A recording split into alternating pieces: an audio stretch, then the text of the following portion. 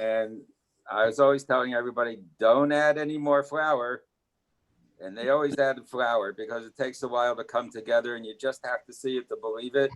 So for me, this is the more interesting part of making this. The rest of it is very simple. And I'll show you how to do that. So are we all here and ready to start? We are not. Can we wait another 2 minutes? You can wait, however. Let me just tell you, I have. Mixer? Where are you? Somebody's wearing a mask. You are. Anyway, so I have what's called dry active yeast. And to use dry active yeast, you have to proof it. Sure, we're muted. It's a bigger grain. Cancel on this. If you have Mama Kitty's doing it too. if you have instant yeast, you can just put the yeast right in with the flour, and it'll work. What do we have? I don't know what was put in our package. I believe if you bought from us, it's instant yeast, correct, Becca?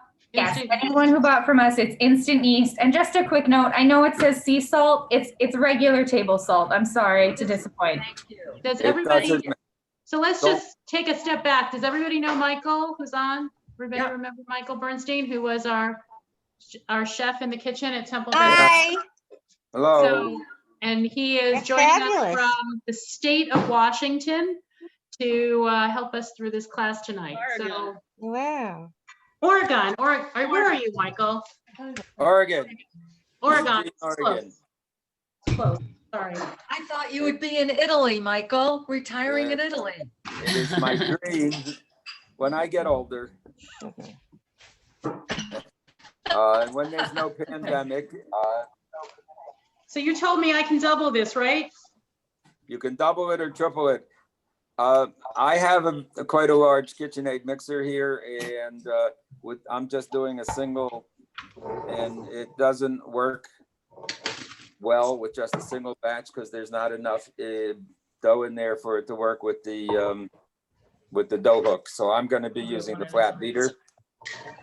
And if people do not have a stand mixer, can they use something else? What have you got on there? Those beaters or what? It's going to be a pretty stiff dough, so this would be probably easier to do by hand than by. Anyway, this is going to be a chore for you. Okay. Because So have you Michael, never- So I made the dough and I made the dough and I made the filling. And now Oh, I'm so- ready to do, and now I'm So- ready to do the next thing. okay, so Okay. you have to wait then, Marla, because we haven't Okay. made the dough yet. Okay, It'll be a while. I just made it. Yeah, Well, you just have starting. to, I don't Marla, know what to it has to rise. okay. Oh, you just made it. Now you have to let it rise for a good 2 No, hours. I used baking powder instead of yeast, so I think you'll be okay. Okay, That's okay. so let's go from the first step. Michael, I'm gonna put you in charge now, and everybody, let's mute while Michael teaches. Well, and then Don't he'll mute leave. yet. Don't Don't mute mute yet, yet. because I want to say, I think, a few things about the dough. Okay, before we start anything. So don't start yet. Yeah. Oh, Just about the dough. This is called a, what is it called? I knew it a few minutes ago. It's called a rich, sweet dough. Mm. That means it has a lot of fat in it and a lot of sugar. yeah, no kidding. Okay. And all rich, sweet doughs are done pretty much this way. When you put it together, you just have to beat it until it comes into a dough. You don't add flour to make it come together. All right. So a rich, sweet dough. When it's more than 10% sugar in your dough, yeast has a very high time working. So this dough has quite a bit of yeast in it. It has 10 grams of yeast in it. How do I mute? Okay, normally when you would make a dough, you would use about 2% salt and about 1.5% yeast. This one has 2% yeast in it because it's very high in sugar and fat. So I'm gonna say, even though you have active dry yeast, personally, I would probably activate it by mixing it with some sugar and some flour, because it's you get a better rise from it faster. Okay, so anyway, anything else about the dough? All right. I have here, Michael, you're saying that we should activate the yeast before we add the flour and the sugar? I've learned over the past few weeks, I've made this about half a dozen times. We sell it at the public market. And I find that when I activate the yeast first, proof it, that it's easier, quicker and easier to do. Activate So the yeast that first. Okay. means, for those of us that are, newbies, we put the yeast and the water and the sugar together to start, correct? No, I'm using about 50 grams of water and 20 grams of flour and 10 grams of yeast, and I mix that together in a little dish. And this has been about 10 minutes. So this is, how do I show this to you? Where's the camera that I Camera's in should? the middle. Camera's in the middle at the top. See the little light? There you go, okay. The other way. Go the other way. Which, up, down, side? Where am I? Oh, this way. Yeah. See this? What would you use the flour and the yeast again? Yep. This is the flour, yeast, and water. It's very active now, and it's gonna Okay. give us a better and faster rise. Can you I had just, hi, can you clarify what it means to activate the yeast? What do we have to do? Yeah, I don't understand. called, or proof it. So what Proofing it is when you mix the yeast with some water or milk or whatever, a liquid, and either a little bit of sugar or a little bit of flour. Okay, just in a little bowl? Right. If you use too much sugar, it'll make it just kill the yeast. So you could just use a little bit of yeast and some water and sprinkle the yeast on top of it. Did we Okay. pour all of the flour in the bowl? You can't. It's better when you do it in a smaller bowl. Then you just mix the flour, I didn't get it. flour and water and yeast. You go away for 5 minutes and come back and it's all set to go. What I do is I measure out the water and I measure out the flour. So that's all set. And then I put a little bit in a dish. 1 cup of water. Get 1 half. Okay. And then I don't have to remember how much flour and water I already put in this, because And then should we use the active yeast also in there? All right, so you measure out the flour. Warm water, No, Michael? it's on mute. Wait, I think. warm water, It's not hot water, warm water, not Right. above 110 degrees, because that'll kill the yeast. As I said, I had to do this because I have dry active yeast. Mom, it's not all this flour. Mom, Mom. Okay, so you're gonna have to help me with the camera and everything, because I have no idea what I'm doing here, right? So I have Warm water, Michael? what? How much warm water? I make it so that it's not a very thick paste. The water, Okay. And how much sugar? I already use- added a half a I cup. prefer flour and water to sugar and water, Okay, so like a tablespoon of flour? So Okay, Michael, and a few tablespoons of water, so it's not too thick. Got it. so in the recipe, it calls for a certain, certain measurement of ingredients. So if people are using the instant yeast, but they're proofing it now, how does that impact the other ingredients listed on the recipe? Oh, what I do is I measure out the ingredients like they tell me, and then I take from the bowls that I have the ingredients in to proof the yeast in. Okay, It doesn't change anything because using the ingredients that they called for. thank you. Michael, I used a cup of water. I used a half a cup of water. I put a little bit of water in, but mine's still really powdery. Should I add more water? Yes, please.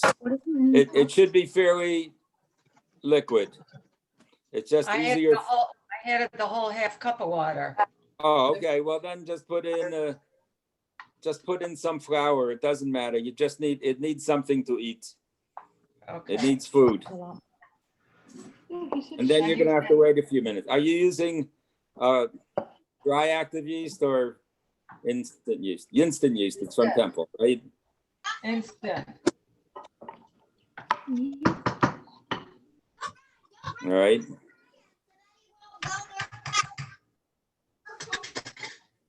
All right. Have you done that with the yeast? Are you all set? Whichever way you're doing the yeast. We can start putting the we can start putting the dough together now. Just leave the yeast in the bowl for a few minutes. And it should start to bubble. Okay? So it was 120 grams of water or 120 milliliters of water. Same thing. I do everything by weight. It doesn't make any sense to me, but do it by cups and tablespoons because it's just not even close to being accurate. Well, too late. Well, it doesn't matter. I mean, it works, but you may not get the same results twice in a row. So I have this big KitchenAid over here. Tell me what you can see. I'm using mine for the first time. Oh, cool. It's about time. My KitchenAid. I know I make my challah by hand, Michael. That's impressive, by the way. And lower the camera down. Yeah. So anyway, speaking of challah, if you want to make babka out of challah, you can make challah dough and add the chocolate, and you have a babka. But it's not as good because No, it I've doesn't. already made babka that way. This is incredible with all these ingredients. All right, so because it's a KitchenAid, I like to add my water first because the KitchenAid doesn't go far enough to the bottom to pick up the Hey, bottom. What? What hook will you be using? I'm using the flat paddle for my KitchenAid because the dough hook doesn't reach down far enough to mix it. So not If I the were, dough. yeah, Yep. if I were doing a double batch or a triple batch, I would be using the dough hook because it works. Yeah. Okay, and now we need to add the flour. So I have measured out the flour here, and I took out about 20 grams or whatever to proof the yeast in, but this is the rest of it. I'm gonna add the flour. Have we added the yeast yet? No. Okay, so we added everything but the yeast combination. What? So far, I have water and flour in there. I already Okay. used my water and the yeast. Say what? I- I haven't added the yeast yet. My yeast is bubbling over here like crazy. Oh, not mine. Too much water. No, it's just, it takes a few minutes. It doesn't bubble right away. Yeah. Well, I got Okay. Michael, what's the weight on your flour? It says 3.5 cups here, but how much did you? I believe it was 530 grams is what it called for. You want to see what my dough looks like? It's in a rectangle shape. Yeah, that's a good start because we're going to be rolling it out. Oh, thank you. All right, so I don't know how to do this, so it sits up so you can see. All right, so now we're going to add 10 grams of salt. And I like to, well, I have sugar in a bowl now. So I'm going to add the sugar first so I can have an empty bowl to put the salt in. So it calls for, what is it called for? 3/4 100 grams teaspoon. of sugar. quarter teaspoon. Of what? Fine Salt. sea salt. Right, so it doesn't matter what kind of salt you use. I'm gonna put the sugar in first. And then I'm gonna weigh out 10 grams of salt. Because that's the way I like to do it. And then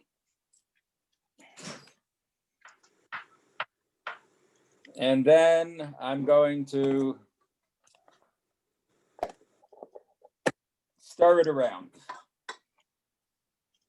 Okay, I'm just gonna mix the dry ingredients together real quick.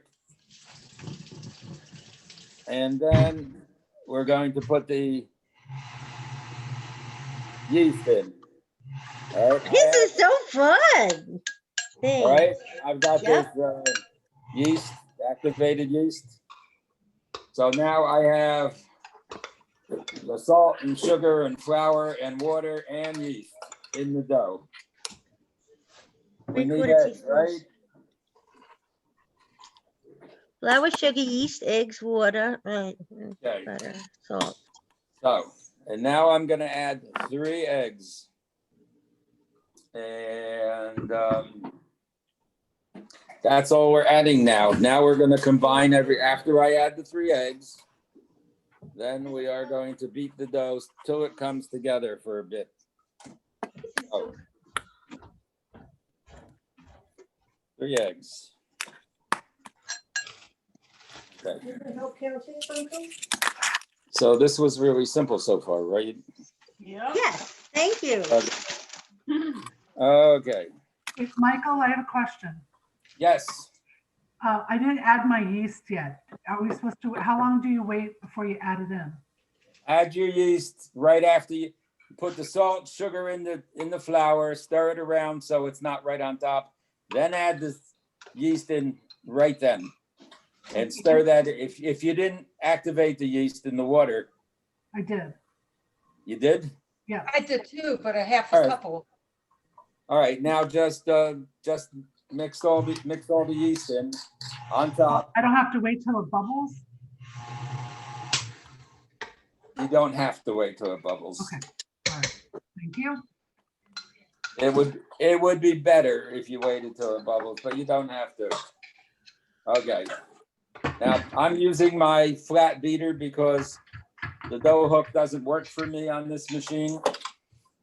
I would rather do it with if the dough hook works for you, do it with the dough hook.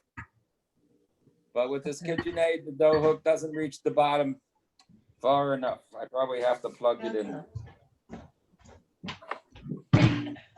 Michael, I only have a hand mixer. I don't have a stand mixer. Is that fine to use it with just the beaters on it?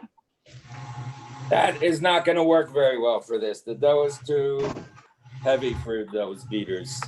They do make an attachment for those beaters that's like a dough hook. It's like a corkscrew. Okay, I don't think I have it. If I do, I don't know where it is. Well, then you're going to have to do it by hand. Okay. So what I suggest is you get a big bowl, Yeah, what? put everything into a big bowl Yeah, and combine it that way, and then just massage it by hand until it forms a ball, okay? okay. That's going to be the easy part for you. What'd you say? That will be the easy part for you. Of course. All right, I thought my mixer was broken because it wouldn't start. Was it plugged in?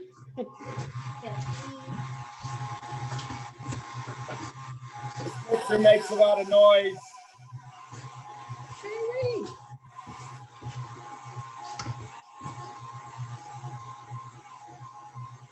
When do you add the butter? After you have, first you make the dough.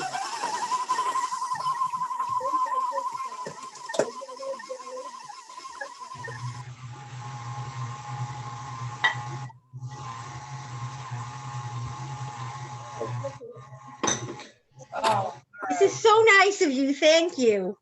It's so All right, good. so try to show you what the dough looks like now. Yeah.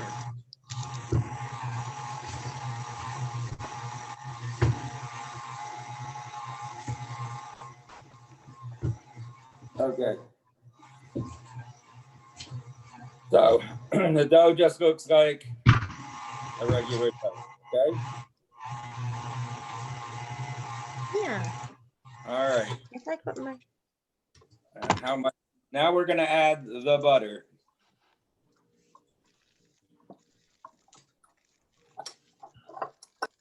How much butter is it? 2/3 cup. Well, that's the unsalted butter, 2/3 cup. 150 grams, right? I don't know how anybody's gonna figure out what 2/3 of a cup of. That's what it said in the Greek. Scale. What? Without a scale, I don't know how to do it. Oh, okay. So anyway, There's a half a cup of butter in the recipe. well, you know, the first time you do a recipe, it's really good to do the recipe as close as you can to what they tell you. And then after you you make it, you can start playing around with it. But if you don't, Michael, could you number of grams of butter? 150 grams of butter. 150. Okay, thank you. Hey, Kind of Michael, break it up. Michael, my break it- mixture's really runny. Should I add more flour? No. Where's your No? stuff? Okay, it's 'cause it's runny. What? Why is What? it runny? Tell me what you Runny got. because we added more water in the beginning because we thought we were supposed to put all the flour in with it. So we added too much water in the beginning. So what should I do? I don't know. We'll just go with it and we'll see what happens, I guess. You didn't measure the water? Well, we just kept adding a little bit more because it was really dry and floury. We missed like the beginning part. Okay, so if it was only a little bit of water, I wouldn't worry about it too much. If it's just a soft dough, don't worry about it. So anyway. It's more like pudding. It's too soft, I think. It's not. You've added a lot of water to it, not just a few tablespoons. Oh. We'll add a little more flour and see what happens. Yeah, I would add some flour to it, but you should have a dough. All right, now I'm gonna turn on the mixer. It's gonna be noisy. Okay. Okay, so you start adding the butter in chunks. Doesn't have to be small chunks, but you don't want to just throw in a big cube that's 150 grams.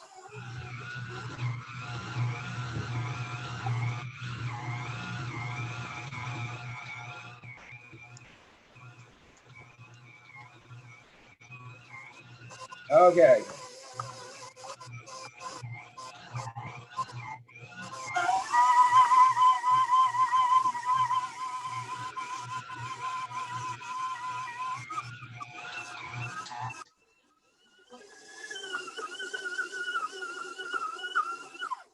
So how's your mixture doing with the butter in it now? How's that all going? Yeah. Ours is really flaky and crumbly. Very dry. Before the butter? Before the butter and with the butter. So were you doing this with cups and things instead of weighing it? Yes. We don't have a kitchen scale here. Okay, if it didn't come together, add a little bit of water at a time until it comes together. Sounds good. Mine came together. It's sticky, but it's together. That's good. That's good. Okay. So who's doing it by hand? I did it by hand. All right. Now the I next used, I used the mixer. all right. Do you have a dough? Yes. We also did it by hand too. Okay. So you have a dough. Now you have to incorporate the butter by hand. I do not know if you can do it with your little beaters. Wouldn't believe it. But, and if you have to do it by hand, break the butter up and start folding it into the dough. And then you're just going to have to keep on kneading it until the butter is absorbed into the dough. Okay? Haven't done that for many years.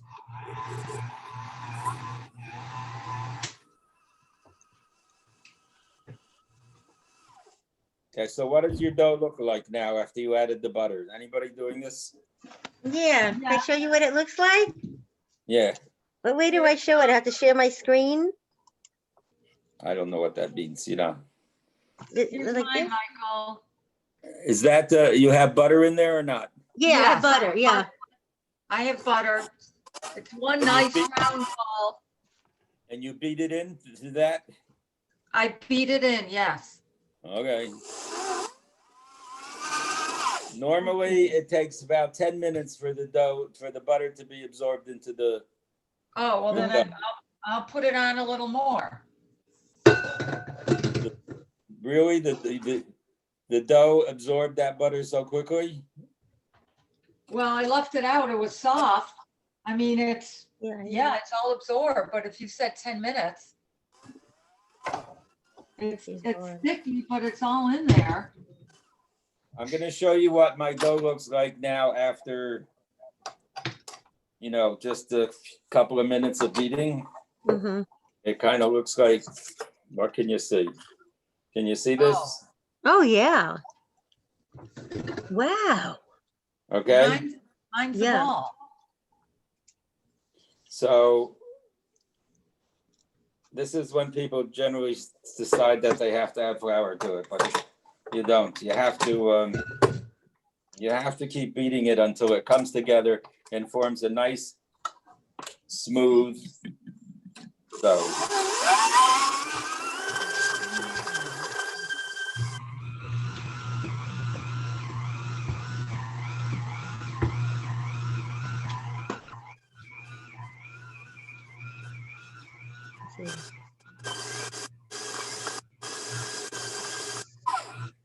Okay, and if you look at it now, I don't know if you can see this way, but if you look at it while it's beating, you can see that the gluten strands are starting to form. They're going to start to form really long strands of gluten that's going to pull the dough together after a while. Mm. For Okay, very dough, what do you recommend? with what? No, I don't know. My dough feels a little dense.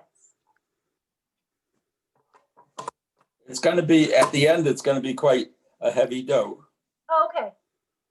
Okay. So I better do this if I'm going to beat anything. All right.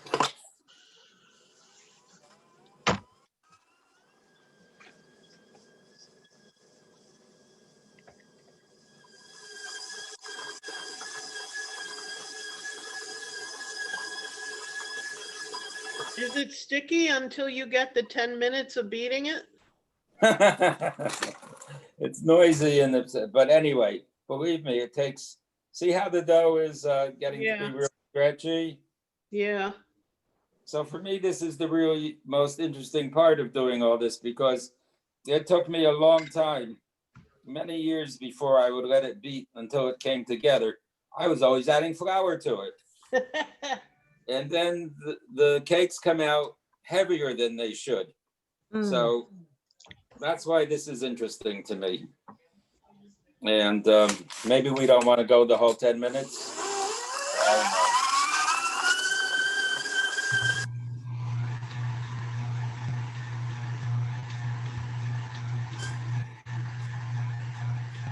Especially for the mixture over the rectangle.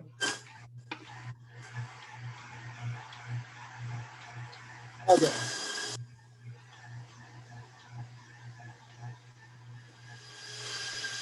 So, do you want to, while it's beating, if you want to talk about anything else during the 10 minutes, because that's just noisy and annoying.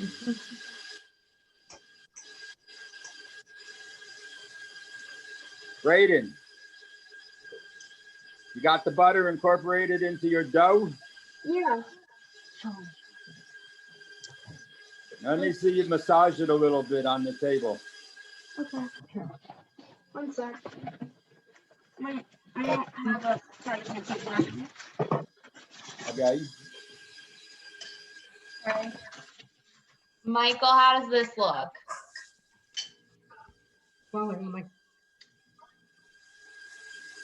Is that okay? Good. Where are you? It's Debbie. Where are you? Debbie's screen. Okay, I couldn't, all right. Okay, so you're putting the butter into the dough? We already did. Not done. Keep Okay, going. keep mixing it. Going. Okay. Well, mine is okay then. Mine's a nice ball, smooth ball. Nice, smooth? Yes. So let me see what happens when you stretch it out a little.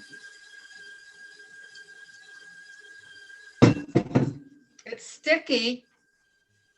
Yeah, mine too. All right, it looks like Looks like a good dough.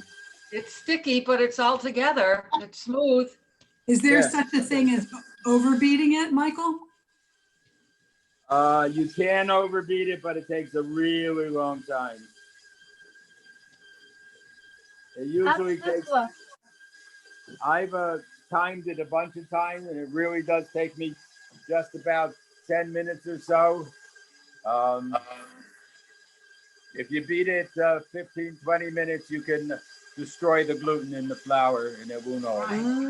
Michael, how's this? Where are we? Right here, Barb. Where are you? Hi. What's this? Where are you? Oh, there you are. Yeah. Is it all? Did it all come together in the bowl into a big round ball? Almost, not quite. I still have some. Tell Mikey I said. Yeah, well, mine isn't even close to coming together yet. Oh. I don't understand. I wish I could do it your way. I just joined. I'm sorry, I'm a little bit late. I had to work. This is Beverly. Hello. I got a little bit ahead of myself because I knew I had to work today. So I made the batter last night Okay. and I put it in the fridge. I did not read directions. And I assumed that whatever was in, I may have missed this conversation earlier, but I assumed that whatever was in the bags was what was supposed to go into the batter. So in the way of flour and sugar, I added everything. So what Probably do I do? it'll work. You think it'll work? Probably. When it comes to the flour, it's okay for most of the flour usage. I think it's gonna be a little sweet, but I think it's okay. Anyway, you just put everything in, including the butter, the eggs, the flour, sugar, salt. All of it. Yeast. Okay. Yeah. It'll probably work. It's not the way it's done, but I don't know why it's done this way. I just, you know. All right, I didn't feel like starting all over again.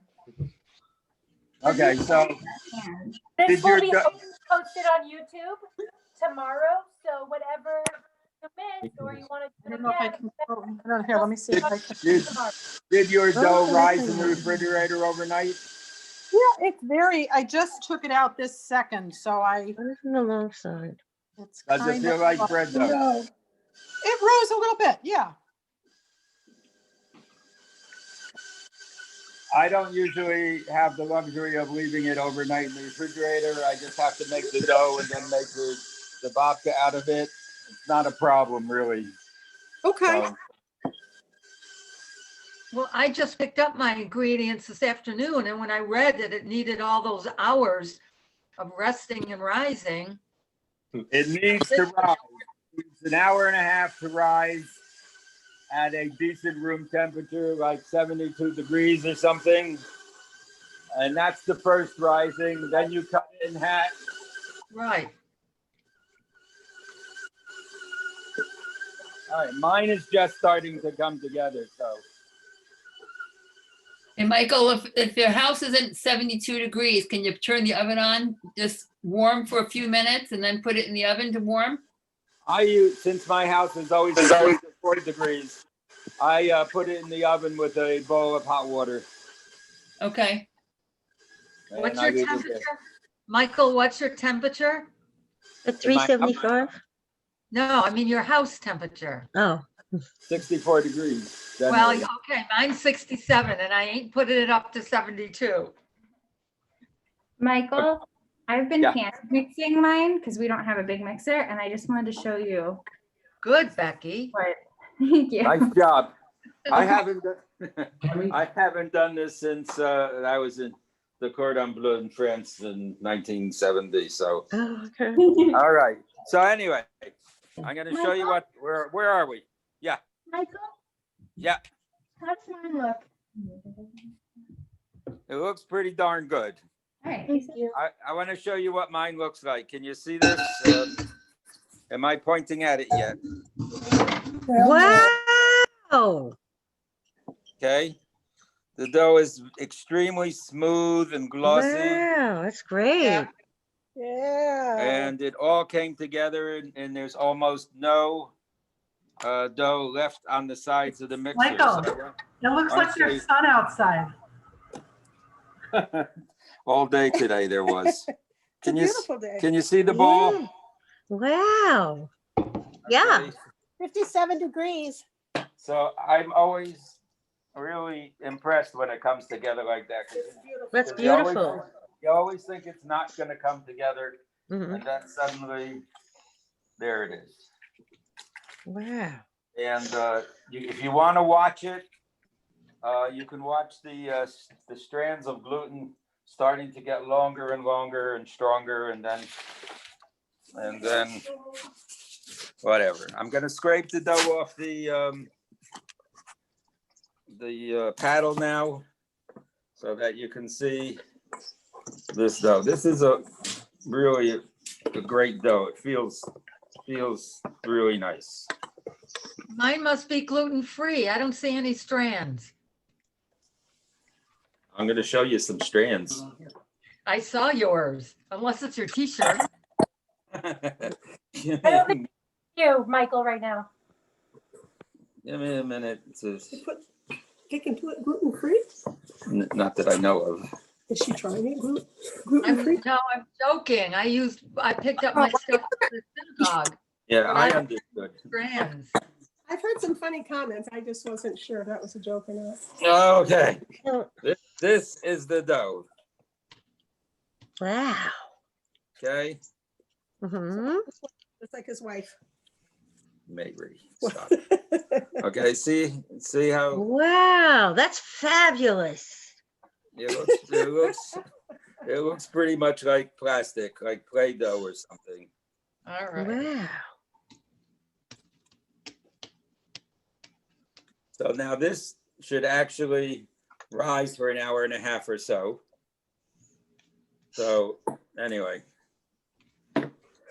put that on the side to rise. Although I did make a dough last night. I actually cooked the babka, and I have this dough that was in the refrigerator all night, Oh, wow. which is the dough I made Mhm. yesterday. Beautiful. So I Well, think so I'm we gonna, can leave ours in all night. you certainly can. Finish tomorrow. And like I said, everything that Michael is showing you now will be on Zoom, will be on YouTube tomorrow. I'll send you all email in the morning. All right. Now we need to make the filling for it, which is the Right. whole reason this filling is so good. I really Great. like it. But one of the problems, I think, with refrigerating the dough overnight and having the cold dough to fill is that the chocolate is going to set up real fast inside.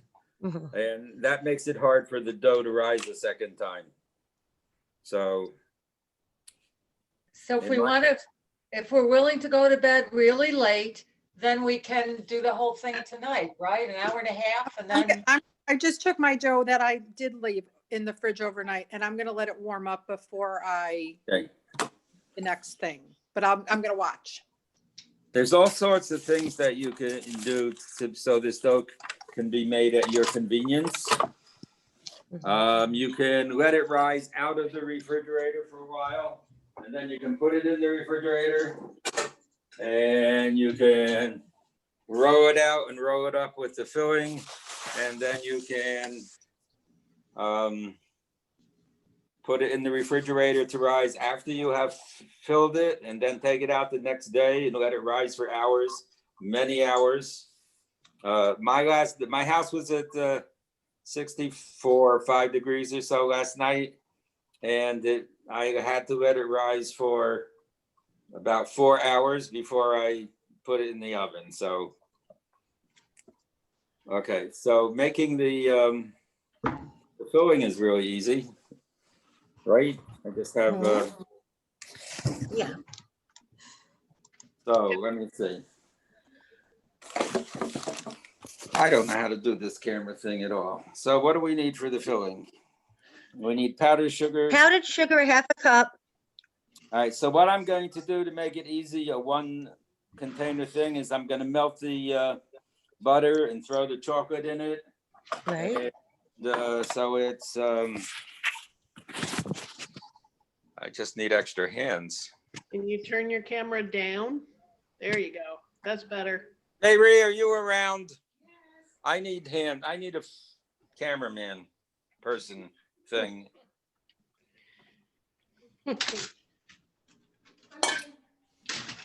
Michael, can we prep the chocolate if we will make it later with you? Yes, the chocolate's going to harden up after a while, so What you're you going to have to melt it somehow down here. All right, so we need 4 ounces of butter. You want to do this in ounces instead of grams? Great. Either way. Can you see it this way? Down Well, the it says 4 ounces is 120 grams. That's approximately correct. Okay, so not exactly right, but it's close enough. I'm not a professional, you know. All right, so I have my scale here, and I'm gonna weigh out 120 grams of butter.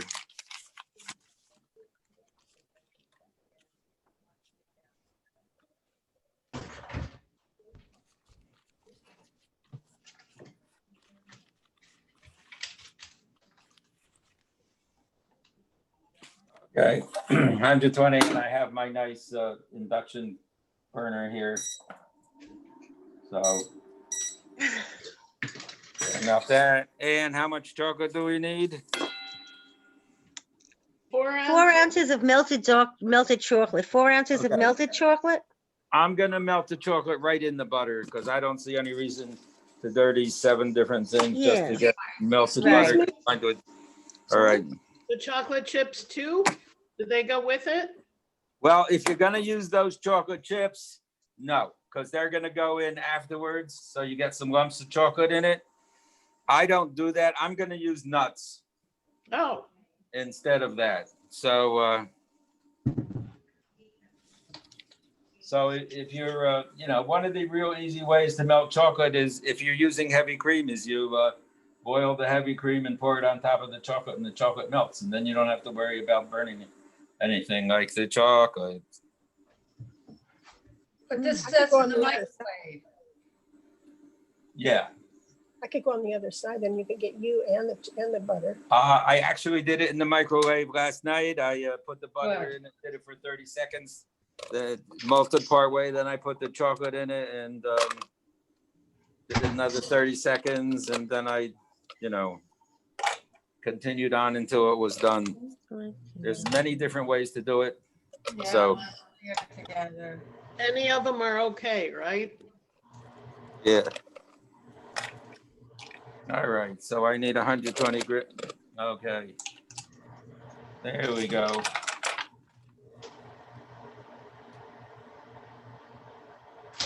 Let me get the pot, so it's over here. Yeah. Cameraman's a little slow. How's that? Oh, That good, look- Mary. Yes. Thank you. Thank you so much. Thank you. Is my finger in the way? So anyway, we're just gonna stir the chocolate in the butter until it melts. Then I'm gonna add. Can't see it. Can you see it now? Now I can. Yep. So while I'm doing that, I'm gonna take this bowl over here that had the eggs in it, and I'm gonna put in 150 grams of powdered sugar and 30 grams of cocoa. And by the time I do that, it'll be time to combine them together.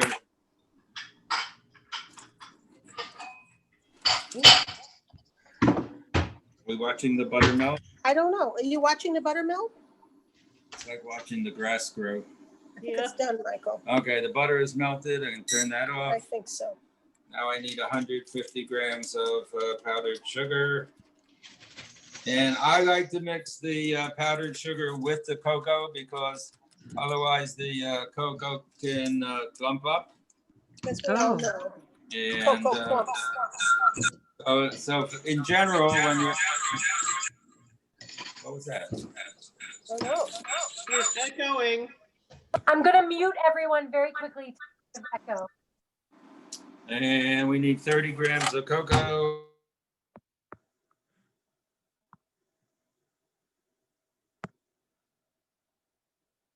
Oh.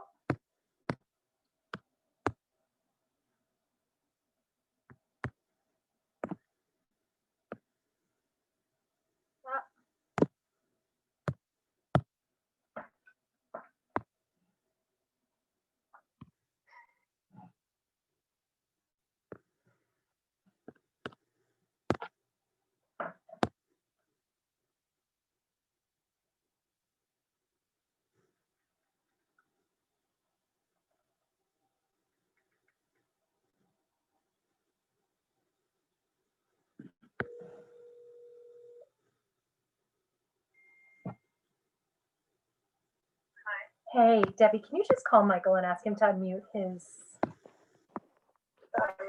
Yeah, he's not. Hello? Yeah, I'm trying to. Oh,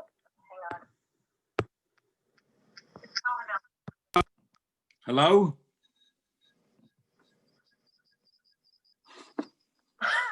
Michael, I'm Hello? sorry.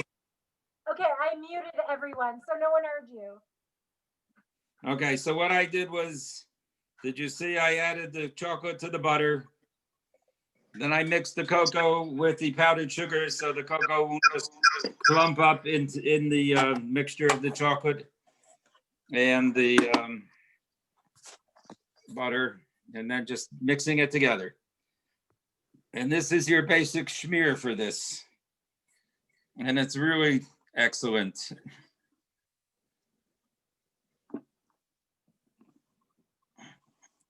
Can they see it? I don't know. Well, you can see the picture. I can't. Now, what's that?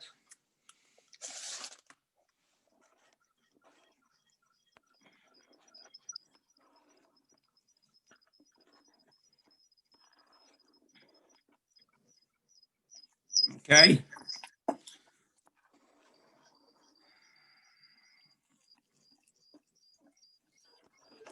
Michael, what kind of nuts do you use? Today, I am using ground hazelnuts that have been toasted. Sometimes I use almonds, and I've occasionally used chocolate cake crumbs when I have had a particular failure of cake and I don't want anybody to know. I grind it up and I throw the cake crumbs into Oregon something else. Oregon is the world's largest filbert producer, hazelnut producer. The world's largest? Well, the country's largest, I'm sorry. The country's largest hazelnut producer. Huh. So that's why we use hazelnuts out here a lot. That's okay. They're good. I do. I like them. They're good. We try to do everything local as much as we can possible. and all organic. Indeed. That's good. Organic? I have to go get a rag. Organic. Organic, yeah.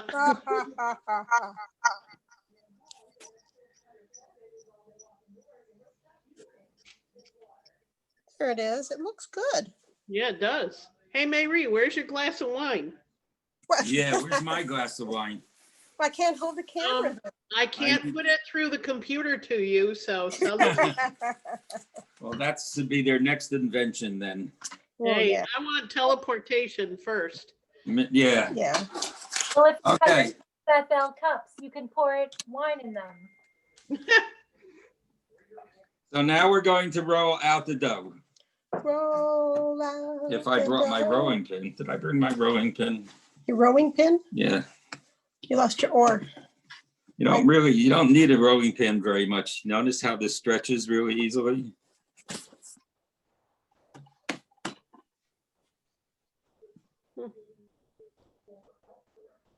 No, Julia used to do it with a big mirror over her work, Michael. That's what you need. I don't know. Right? So, is everybody with me? Yep. Well, that's at least one. because I can't see anybody anymore. So this is the dough that was refrigerated, and the dough, half the dough weighs approximately 540 grams, by the way, if you want to cut it in half when you're ready to fill it. All right. Whatever it said for the dimensions, this is what I'm doing. Can you see it, Barb? Can you guys see it or not? No, down a little.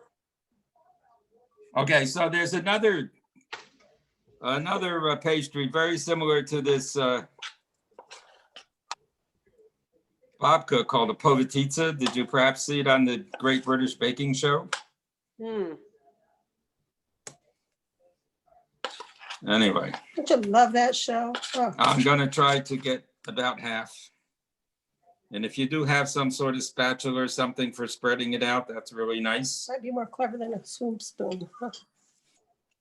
So it tells you not to put it too close to the edge. And then later on the recipe, it tells you to cut off the edge. No. So I think that's dumb personally. So I don't do that. I spread it right close to both side edges. I leave a little bit of room at the edge that's closest to me. You can't touch the screen, because when you touch the screen, things happen. I didn't touch the screen. You I did. touched that. Mary, I saw you touch the screen and it changed when you did. I'm sorry. No, it's not. Can I set it down? No. Okay. So Can I set down? I don't know. Can you see this? Yes. Almost. Almost. I'm just spreading it out on top. It's not. How about that? Is that better? That's good. That's good. Thank you. I just found a seat. I finally found a seat. So. That too is good. All right. Well, it's easier to tilt a screen if you're from a seated position. Yep. Okay. So this is pretty well spread out. And now I have some ground nuts.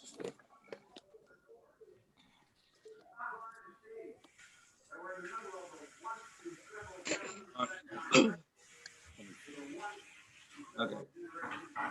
Just gonna sprinkle it with ground nuts. Hi, Michael. When I roll it out, well, so the edges don't have to be even. I don't have to worry about that till after it's rolled. No, do you see that? Do you see what? It Yeah. doesn't matter. Okay, thank you. Okay. So now we're just gonna roll it up.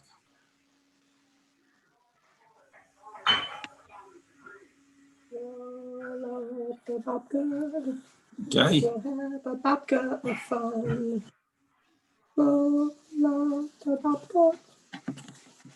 You got the babka on the run. Any questions about anybody? Anybody want to talk? Can you see it still? Yep. Yeah. So a little bit of water on the edge. Very little water that was. Okay. And now we've got our roll. Very nice, Michael. Okay. Very Then nice. it tells you to cut it down the center with whatever you got. When I like roll to it, use- some of the filling comes out. Is that okay? Yes, absolutely. It could, Okay, thank it's you. sometimes extremely messy. Okay, yeah, thanks. I probably put a little bit too much powdered sugar in mine, and it came out a little bit hard. So, can you see what I did? Yes. I cut it in half, The dissection. Dr. Bird. and I Which turned way it did you so- do that? I don't know how you did it. I did it with this. Can you see? Which way though? Which way is lengthwise? I can't. Lengthwise. Wait a minute. Let's do it again. Put it back together. Like a big long worm. Okay. Mm-hmm. And then you just cut it down the middle this way. Yeah, the whole length of it. Okay. Okay. Yep. See if I can do that. All right, is everybody with me? Yep. Yeah, I'm with you. And we cross it over in the center this way, Make an X. Is that an X? okay? Because we're just doing a simple braid. So this one goes over the top here, and this one goes over the top here. And then we reverse it. We're just doing a very simple braid. Okay? You do it as much or as little as you like. Doesn't matter. It's a yeast dough. Yeast doughs, as they say, are very forgiving. Did they say that? They do say that. A loaf pan and something to grease it with so you can get the babka out afterwards. You're running an ozone layer. No, How do you don't do do that that? anymore. There's no carbofluorides. Sorry. It's whatever. Fluorocarbons in that anymore. Ta-da! Okay, beautiful. Beautiful. It is beautiful, Michael. Very nice. Very nice. So, okay, so I have this other dough here that I just made. And by God, if it isn't rising, it is. By golly. So Michael, now, yeah, at the step that you're at now, okay, if I do that tonight, and you said we can put it in the refrigerator and then give it 4 or 5 hours tomorrow morning? yes. So Okay, this should pretty much fill the pan 3/4 when it's risen. okay, and that'll take several hours.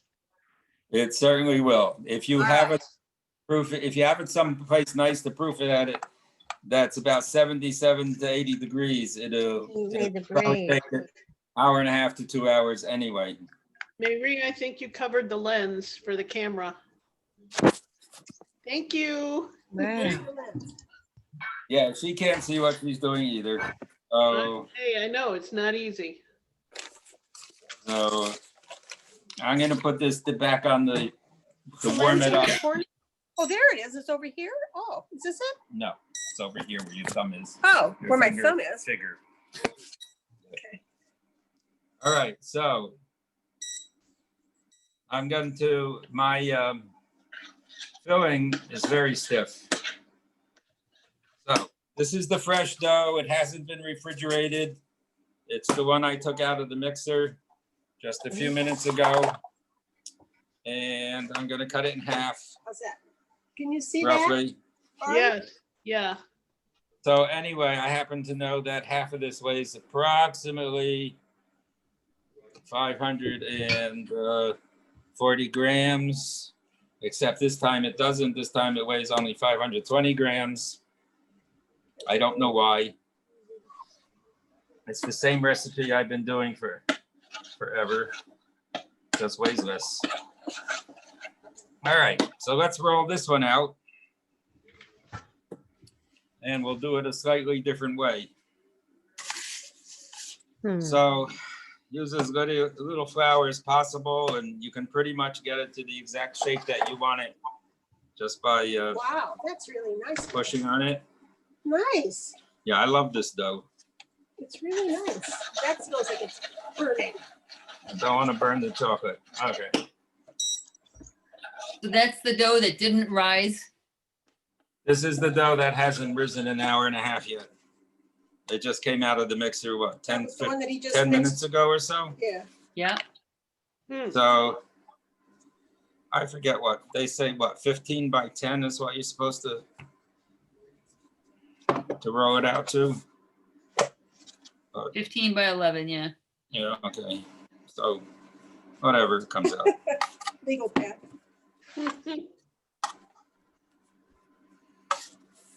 So that's probably by the 10. Just roll it out a little bit longer. Oh, as I was starting to say before, there's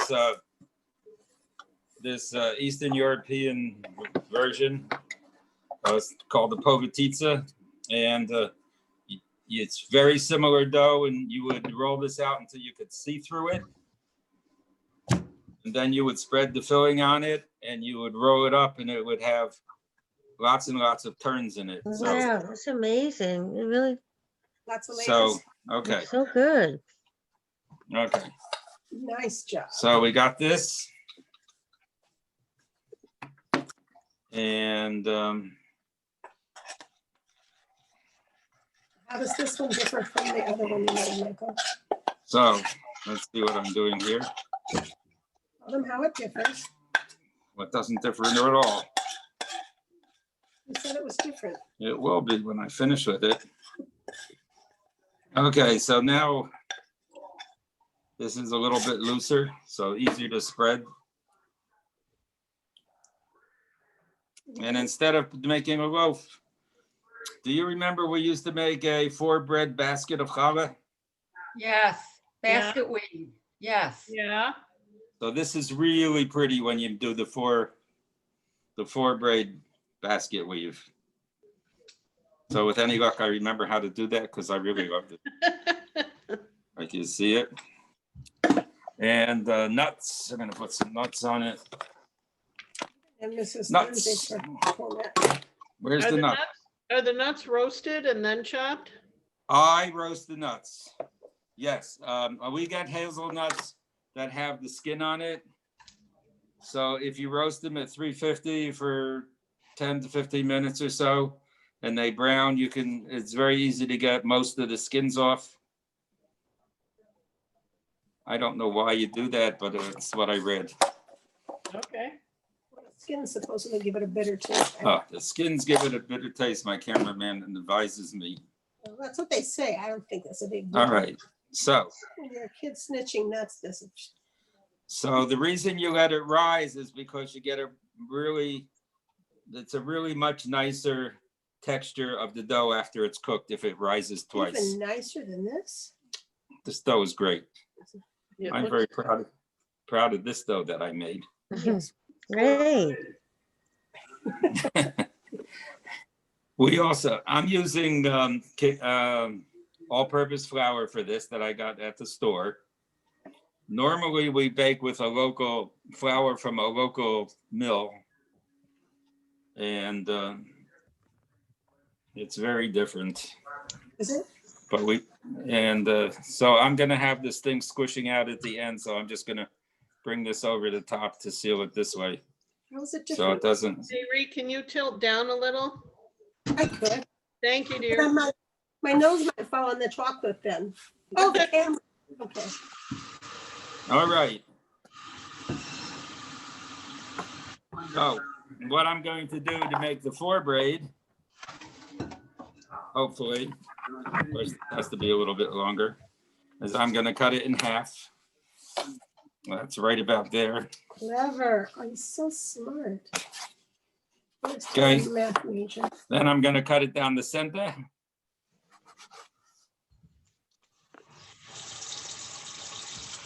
Can you see? Yeah. All right. We turn this up this way. And we turn this one up this way. Now, to make the basket, gonna cut this one in half, In half? Mm-hmm. lengthwise. Cut them in half. And we cross them, right? Because we're braiding. Yeah. Over under. Oh, yeah. Ooh. So Looks like intestines. Yuck. this is gonna be my next, the people around here think this fake stuff we do and sell at the market is really amazing. So this is gonna be There's no the, Jewish people out here. all right, so this goes over here. This goes over here. This goes over here, and this goes over here. And that is the first part of the braid. Wow. Okay? Yep. Second part, go in the opposite direction. 1, 2, 3, and 4. Whoa. And you can Oh, see. wow. Okay, Wow, yeah. now we're they've got very little left, right? Left, right. So I'm gonna just take that one over there and over here and braid these together, and then I'm just gonna turn them under. So it's going to look like this. Oh my goodness. Whoa. Okay, and then we're gonna have a babka bread basket. Beautiful. Oh, wow. Very pretty. Okay. Michael. Yeah. A Rosh Hashanah challah comes out very nicely that way with the raisins. It's still round, but it's the basket weave shape that is impressive. Wow. Chef Michael, Yeah. can you please put that in a box and ship it to me after it bakes? Oh, I wow. probably could. It really looks lovely, Michael. Does it looks delicious? It does. Now, one other thing I wanted to say about all this stuff is after it rises and you put it in the oven to bake it at what, 375 until it's done? Can we set him up now? Whoops, No, I don't know. why not? All right, how about this? Can No, we you can't set it see. up? I have started baking. with Lower my- it down. Lower. Okay, you started baking already? I've Okay. started- yeah, I have. I've started baking things with checking them with a digital thermometer Okay, I'm gonna, because I get tired of baking it and checking it to see that it's done and then having a. okay, so I'm gonna put it in there then. We could do that. Okay, great. Okay, if you have any Oh. sort of digital thermometer, Oh, I don't have a digital thermometer, but, generally speaking, mhm. you cook breads to about 190, 195 degrees. You stick that in the bread? in Some the loaf? time you cook maybe to 200. These cakes in general, you want to cook to about an internal temperature of 200. Oh, so you don't, oh, see, but you preheat it at 375? Yeah, this is the internal temperature of the bread after. Oh, it's been- okay. Be right back. Show them, gonna bring your thermometer out? Bring the thermometer, Michael. No. No, he said. Oh, I forgot one critical part about this. I'm two-fisted. I have never seen this before, but it tells you to make a syrup. 120 grams of water, 120 grams of sugar, boil it. And when the cake comes out of the oven, to take a brush and put the, Okay, okay, I've never seen right, that that's a before. syrup, right? Okay, so Yeah. we don't have any reason to do that now because, okay, so this is the babka that I made last night, Wow, that's beautiful. okay? Oh my God. That's So- gorgeous. So Michael, how much do those babkas go for at the public market? A whole babka goes for $16. Ay, ay, ay. And I thought Well- Malik's was expensive. Well, first of all, you wouldn't believe the prices out here for things. It's nuts. There's a bakery that Oh, sells a whole one, smaller than ones we sell, and they sell it for $24 a whole. Whoa. Well, Wow. they don't sell a lot, I'm told. Wow. I'm sure yours are better. Yeah, I'm sure they are. I think try it. You're gonna like the chocolate in this. The schmear is really, really good. wow. Yeah, yeah. Yeah, sugar and chocolate. Why not? Yeah. Yeah, They what- sell it by the pound in the right neighborhoods in Brooklyn. They sell it by the pound, and I went into a bakery where like the guy pulled one out. It must have been a 20-pound babka. It was mind blowing. Is it a sheet of Yes, babka? it was rolled, but I'm not exaggerating. It had to be like three feet long, and you could just, they cut off what section you wanted, and he was Okay. charging. So I used to get what they call the Russian coffee cake at Malik's. Yeah. I don't know that they do that anymore, but that was one of my favorite things. I don't know how they do it, but I think it's one of the It's very similar to this. That's a beautiful thing. It's just made in a different shape. Did you put the syrup on that? I did. It's a lot of syrup, but don't stop. It makes a world of difference. I've tried it both ways. Do you ever make it with a crumble? I haven't made it with the crumble because the top of it looks like this and it looks really pretty. But you know, this one. Yeah. So that's a really nice presentation. So I don't use streusel on top of it. Michael, have you ever made it with the braid, but without cutting it down the middle so that it almost looks like a challah? And then when you cut it, you get the same effect. Yes. You know, In chocolate. fact, that's the way we used to do it at Bethel in the kitchen. We used to roll it, and we just used to sort of fold it in half and then twist the two pieces together. That way. Right. I just think this makes a little better presentation. It does. But what we're doing today is I guess we're cutting in half and making two separate ones because we got two loaf pans and we're supposed to spray both of them. So just to do something different. If you don't want to, you know, if you don't want to, you don't have to. Oh, yeah, no, I know. But I mean, we You could did, even, right? Whoever put Yeah. this together. if you're not going to cut it, you don't even probably have to put it into a loaf pan. You can probably just wind the two braids around, you know, around each other and put it on a sheet pan, I would imagine. I haven't done it, but I don't see why it shouldn't work. I have an Argentinian Malbec. Sure. I have It's cocktail time. Cab Sauvignon. a Chilean Merlot. So I really interested in everybody's dough who they made. Beautiful. A really nice dough. Yeah, everybody's dough came out different, I think, and I just, you know, yours seem to come together so quickly, and I don't know how's that. Oh no, it took at least 10 minutes. This is what you said, right? That it should stretch. It does stretch, and is it really silky smooth and a little bit shiny? Yeah, it is. Here's my dough with the chocolate because I made the dough earlier because I wasn't sure how the Zoom would work. Hoping it will taste delicious. Looks pretty. Yeah, I don't have a hook on my mixer, so I'm gonna have to do mine by hand. I'm gonna do it over the weekend. Do you have a paddle for your mixer? Nope, just beaters. Oh, okay. So yeah,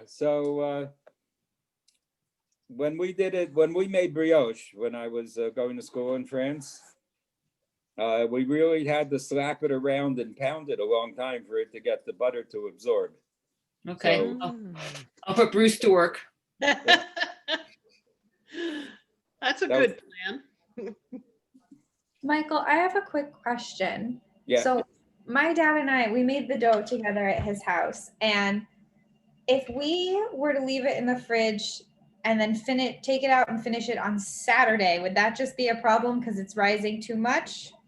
Or would Probably that be not. okay? Once it gets down to around 40 degrees or so in your refrigerator, yeah, it's not going to do much. Okay, so it would be okay for us to wait and do it that way. Yeah.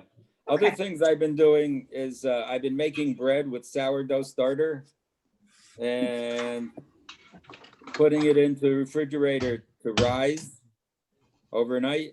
You can get some really good flavor out of it.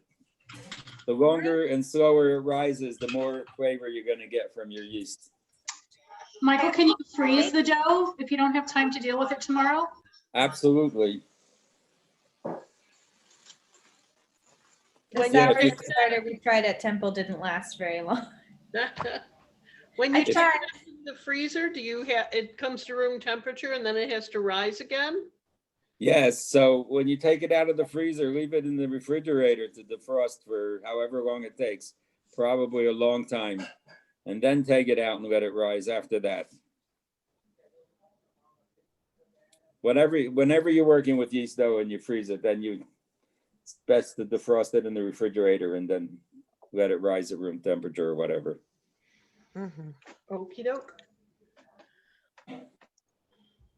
What else?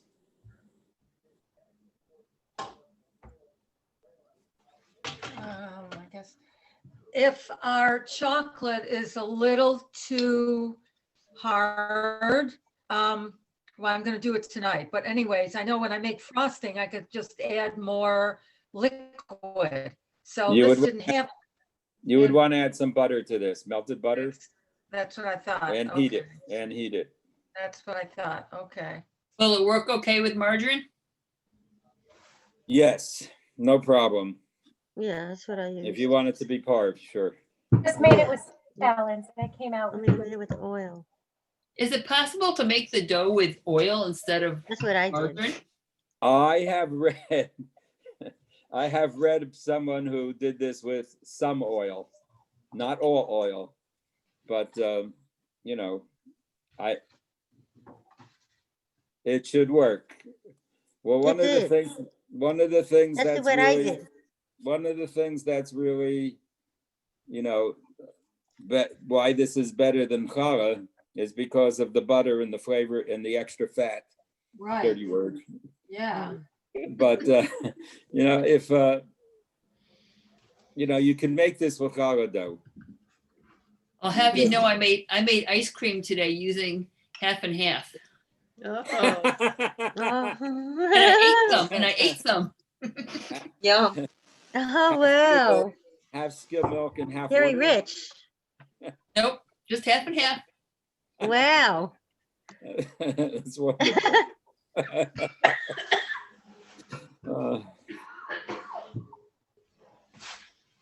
So, what happened to the host of the party?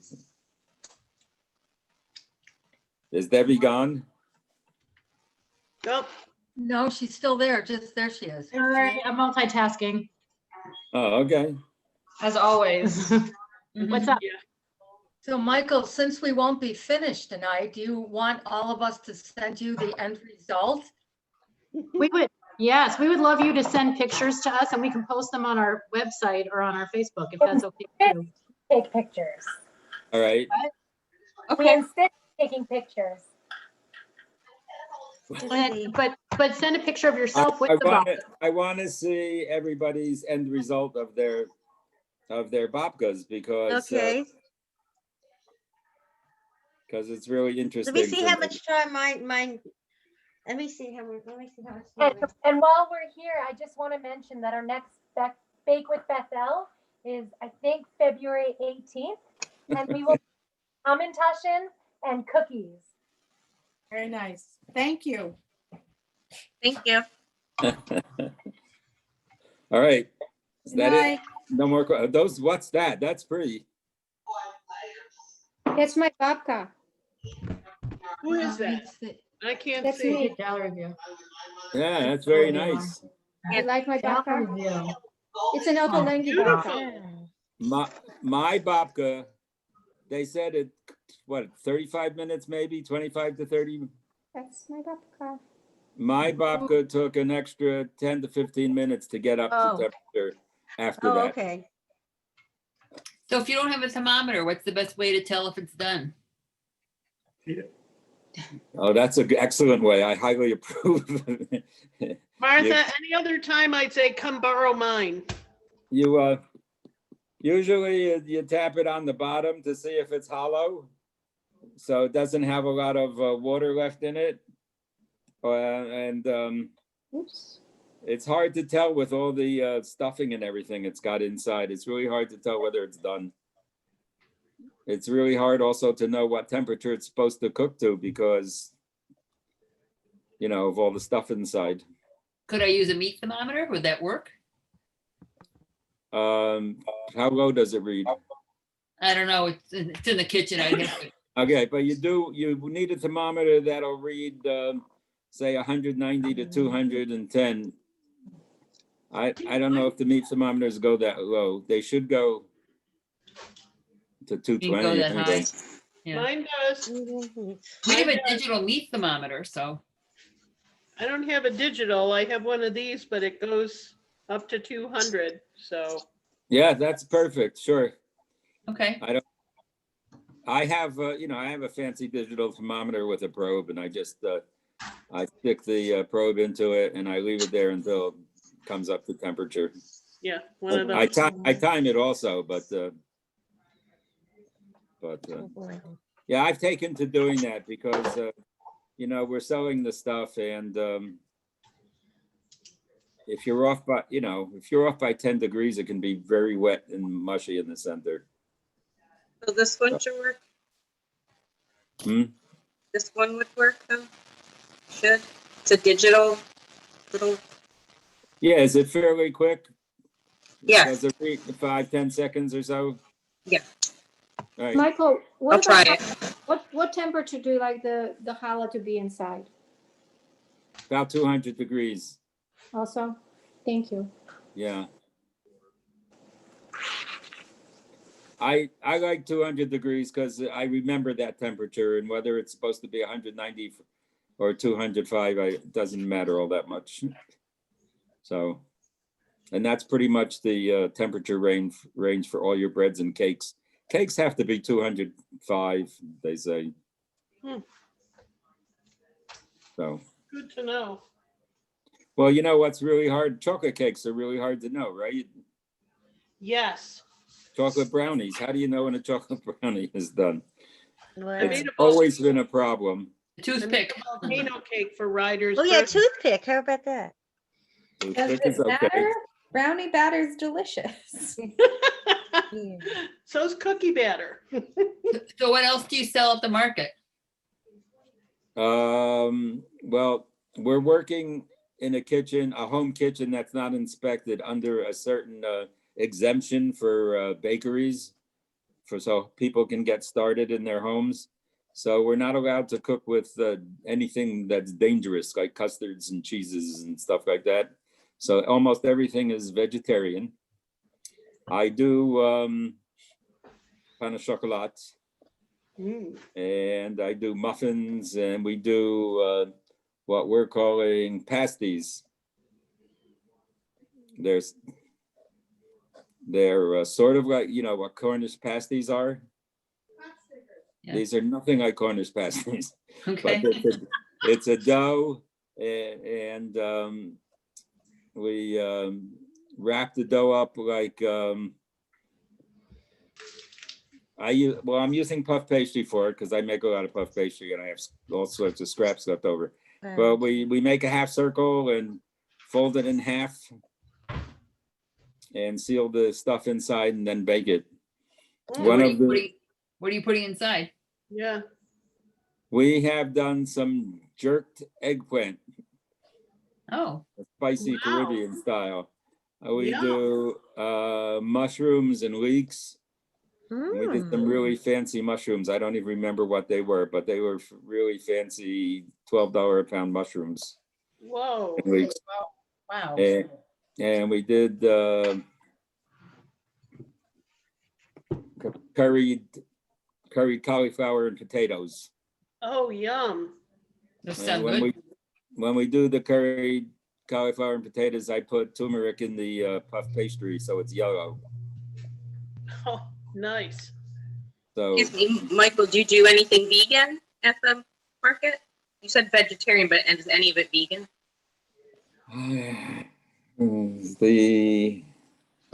The curried stuff might be vegan. Almost everything has either butter. Well, no, that has butter in it.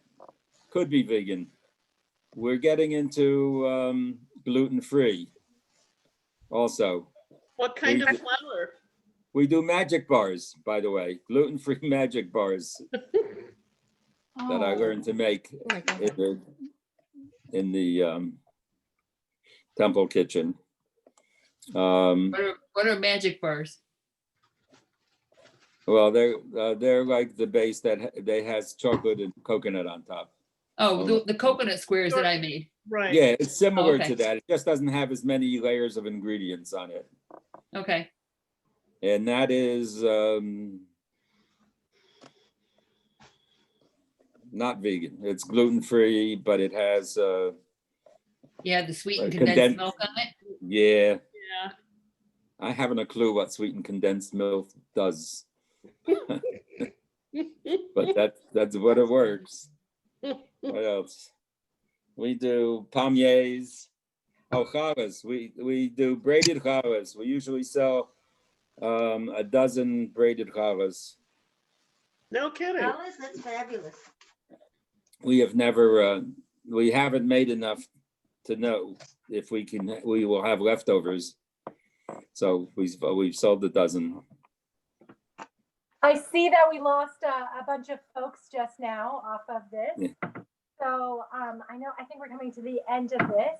I just want to let everyone know, everyone that registered, I will send you a YouTube link for this video tomorrow. So if you want to go back and you want to redo something, or you want to see how he did that incredible braiding, you'll be able to see it. Okay? Thank you. Great. Thank you so much. Thank you so much. And how do I get pictures from everybody of what they made? So I was just gonna say, so if everyone can please reply to my email that I send you tomorrow, send me pictures, please, whenever you can. Who is that talking? Sarah Lloyd. Okay, yeah, great. Okay, yeah, okay. Okay, Thank you so much. Too much. Good to see you all. Oh, you're so great. I We really miss you. admire you. You're amazing. You really do such a great job. I really admire it. Remember, you have to ask questions or it's going to be very silent. So I'm gonna sign out, but you guys keep schmoozing. Michael, we can't thank you enough for taking time out in the middle of your day. Yeah, thank you so much. Thank you so Yeah. much. Your middle of the day, so we thank you. It was fun. Thank you. Thank That's you. right. I guess it's only 5 o'clock there, huh? Thank you. Good Oh, night. it's cocktail time. Yeah. No wonder, I already heard mine. Yeah. How's Good the to see you, Michael. farm? Thank you. Bye How's bye. the farm doing? Well, the farm, we had a very good year last year. Do you for put our up with the first year. fires? But the fires were actually about 30 miles away. We had lots of big pieces of ash in the air, and the sky disappeared actually for a week. So you couldn't see the sky. It was gray. We had to wear a mask back then. Yeah. And but it was never close to us. Oh, How's your COVID situation? Sorry. The COVID situation, we're doing pretty well here in Lane County. I think they've only had 1,000 cases or so in the county. Hey. Because As you're far- so rural. As far as shots, last week, the whole county of Lane received 100 doses. It's a huge county area-wise. I don't know how many people, but there's hundreds of thousands, I'm sure. 100, that's all? 100. The week before, we received 145. Ay. Well, I get So- mine tomorrow. Oh, good for you. so does my daughter. My daughter's a teacher and she gets hers tomorrow too. Well, the nurses, where I work, the teacher, Brighton Center School, it's the nurses first. And the Right. teachers, I don't know when they're getting it. They're in 1B as well, but I guess. I where they haven't heard about my son-in-law, but my daughter's getting tomorrow. She works at Holy Childhood. So Oh. with this population, I would hope she'd get it soon. Correct. Because where I used to work at CP, they've gotten it already within the last couple of weeks. And we just got the information on Sunday and we have to do it this week. Are you at Brighton High School, Sue? I'm at Hillel. No. Oh, no. Yeah. I'm my retirement. I just needed the structure, wanted to keep my license and skills up, although it's nothing like where I came from, but I love it. And Barb, you can appreciate this. I mean, I know the grandparents. I mean, so many people are from Bethel, Right. and I know their grandparents from the J and from others. So it's really, and I love it. Yep. I really like it. That's how I used to feel when I worked there, Oh, these many years. I didn't know you did. Oh, a long time ago. I retired 10 years ago when I discovered my daughter was going to have a baby. Because Yeah. I was going to take care of her. So Yeah. Yeah, how's the grandson doing? We get to babysit them because of the pandemic. Both parents are working from home and they can't send them to daycare, so we get to go over and see him. He's great. I'm sure that's such a hardship for you, right? Shh, don't tell them. They always thank us so much for doing it every time. How old is he now?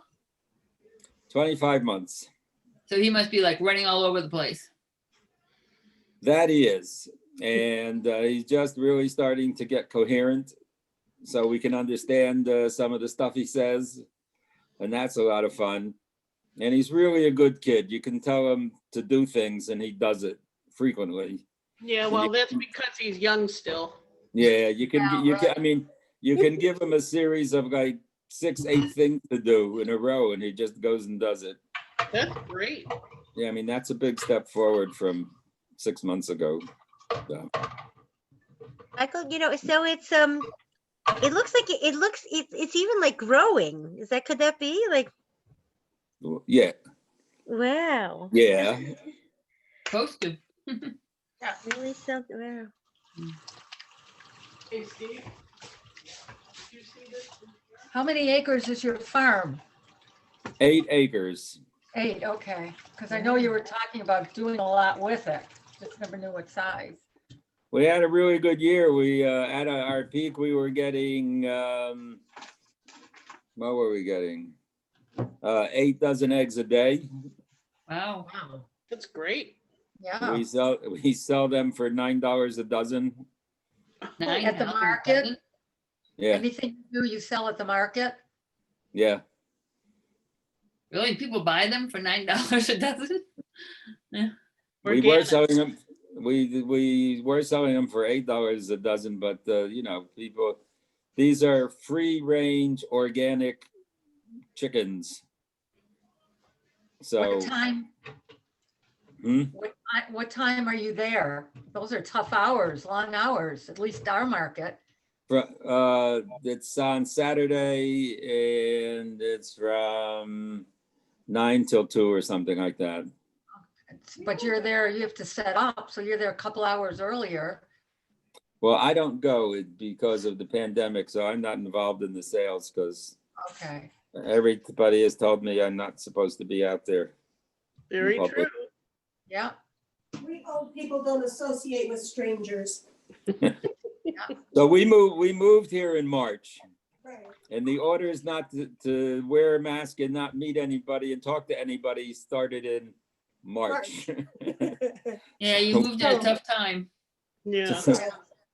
Neighbor has met our neighbors on several occasions from, you know, from far away. Yeah. And We haven't got a haircut. I cut Michael's hair. I have to cut it again. Can't get a haircut. We don't know who to go to, you know? I know. Look at this. I mean, it's very nice. But all those things that you're so used to, someone to fix your shoes, dry cleaners, all those little things, you know, it's they're either closed, yeah, or, you know, or you have no idea what they're like, you know. It's just frustrating. Rest of my family's out here, A lot of our families except for Benjamin. David is out here, and my 2 nephews. So is he still in Denver? He is in Durango, actually. Oh, okay. So he's presently not working because of the pandemic. He was one of the concepts was we were going to open up a bakery coffee shop together. So he spent the last year managing a coffee shop and working in it. Fine. And now he gets a lot of skiing done. There's a lot of COVID down there. It's a very high risk area, so he chose not to work anymore under the conditions. Hoping he's going to move here and then we'll get on with it. that'd be good. I guess he can't move until it's a better travel situation, though. Oh, I don't know. So he could drive here in a day. It'd be a long day, but he could do it in a day. Was he still doing guiding also? Nope, he's been out of that for since he moved out of Denver, probably 2-3 years ago. Oh, okay. But yes, he runs a lot and he skis a lot. So life is pretty good for him. Yeah, so you're raising goats and doing like goat milk and goat cheese and stuff too? No, we had goats. The goats have gone to market. Oh. Well, goat meat costs between $12 and $20 a pound at the market. Wow. Oh. Okay, mine is ready. It's Wow, just ready. ready. Yeah. Make it? Yeah. It's very Let's see. exciting. You wanna Let's, Yeah, all show baked? us, Marla. Show us. Yeah. It's very hot though. Let me get, hold on. So Where is it? Where? it'll be there. Oh, there's nothing there. So we're having a beautiful sunset. The sky is just absolutely blue with a white cloud and the sun shining through the cloud, and And it's pink red. things. So, Red thing. Must be nice. It's pitch I don't black. know if you'll be able to see it, but I don't remember what a sun looks like. Yeah, we've just had a lot of gray I weather. heard that. Yes. Did you get dumped on with snow recently? We hardly get any snow. Marla, tip your camera. Tip your camera. okay, hold on. It's better than tipping your cake. We're like 20 inches lower of snow than where we should be. Yeah. Oh, is yeah? she? Boo-hoo. Oh. It's really, I made it instead of chocolate babka, it's a peach babka. Oh. And Oh, it's like a peach cake. It looks like a peach challah, really. sounds wonderful. Yeah. I like peaches. I love peaches. Me too. Yeah. Or apricots, chocolate and apricots. Oh, yum. I'm gonna add some cinnamon to mine, I think. Yeah. And you can also, wait, what's it? gonna be? Raspberry jam too. Yeah, Yeah. and, oh gosh, I just forgot it again. Oh, orange, like Sabra, chocolate and orange is a delicious combination. Yes, it I is. love that. Yep, I like that too. Yep. Yeah. Martha, thank you for that video. I haven't tried it yet because I haven't made a challah in a while. I've made babkas, cheating, but I can't wait to try the video. I know I can do it by heart that you showed me about dividing the challah. Mhm. And I have divided and I made it in two, like you said, for your suggestion. And my sister, somebody who's volunteers at her temple, she's a baker and she bakes challah kind of semi-professionally. And before Rosh Hashanah, she put out a video about making challahs and she did different shapes and stuff. So that's what she's referring to. Yeah, yeah. And I mean, most of them were similar to what you did, but there was one different one, like putting it into a circle, like Yeah. braiding it, like putting a bowl in the middle and then braiding it around the circle. Stuff. It was. Ooh. But she you had can do that with the babka. I saw that online too. You just make one, I guess double the recipe. I don't know. And you just braid it and you put it in a big circle and then you cut it in slices that way. You take scissors and cut them, make a crown. There's a lady from the Chabad who does challahs, and she does about 20 different ways of making it.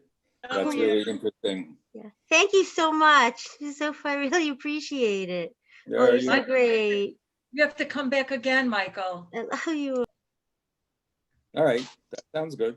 Yeah, you have to come back again and teach us. Sure. Yeah, you're good. I know. I Let's really get together. miss It's being at the temple. It's like, the first month, like we'd wake up on Wednesday and Friday mornings and it's like, I didn't know what to do with myself. I know. I made challah here. It's Yeah. not as much fun, I gotta tell you.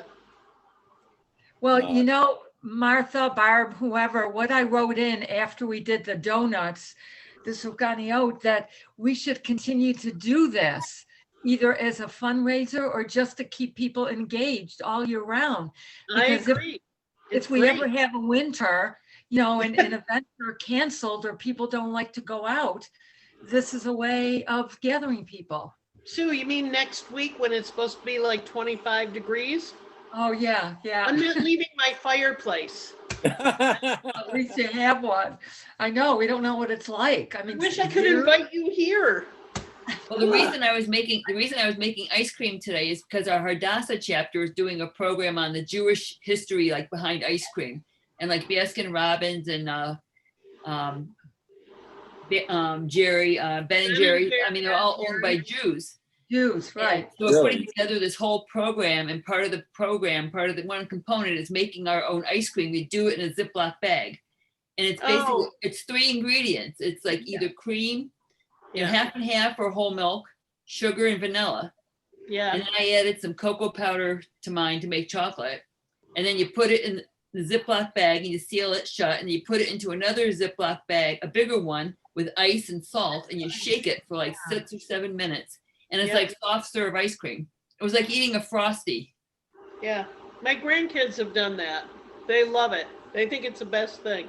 So Sue, we're gonna have this program in April, so you can make sure you come on it. I know, because I would love to do that. I've made sorbet for Passover. And there's something about cream, I think, and you shake it for like 15 minutes, and then you end up with like butter. I've done that before. But yeah, I would love to do that. So Michael, you would know. So what's the difference between sorbet and ice cream and gelato? Cream. Gelato's a totally another recipe. Does that have egg in it? Yes. Okay. And sorbet and gelato, there's a lot of discussion on exactly what those mean. Sugar content. But some people think that gelato, so that sorbet doesn't have cream in it. It depends on who you talk to. I don't know what the going thing is on the sorbet. But doesn't it tend to have more sugar as well because it's sweeter? So the proportion? There's been a whole bunch of different explanations on the difference, and I'm not sure any of them are particularly correct more than the others. I'm trying to remember when we were in New Zealand back in February, we had, it was in Melbourne, we had a chocolate sorbet. And I remember asking her, if there was milk or dairy in it, because, I need to take my lactate. And I think she said it was dairy free. Martha, you can get chocolate sorbet at the Hedonist place on South Avenue.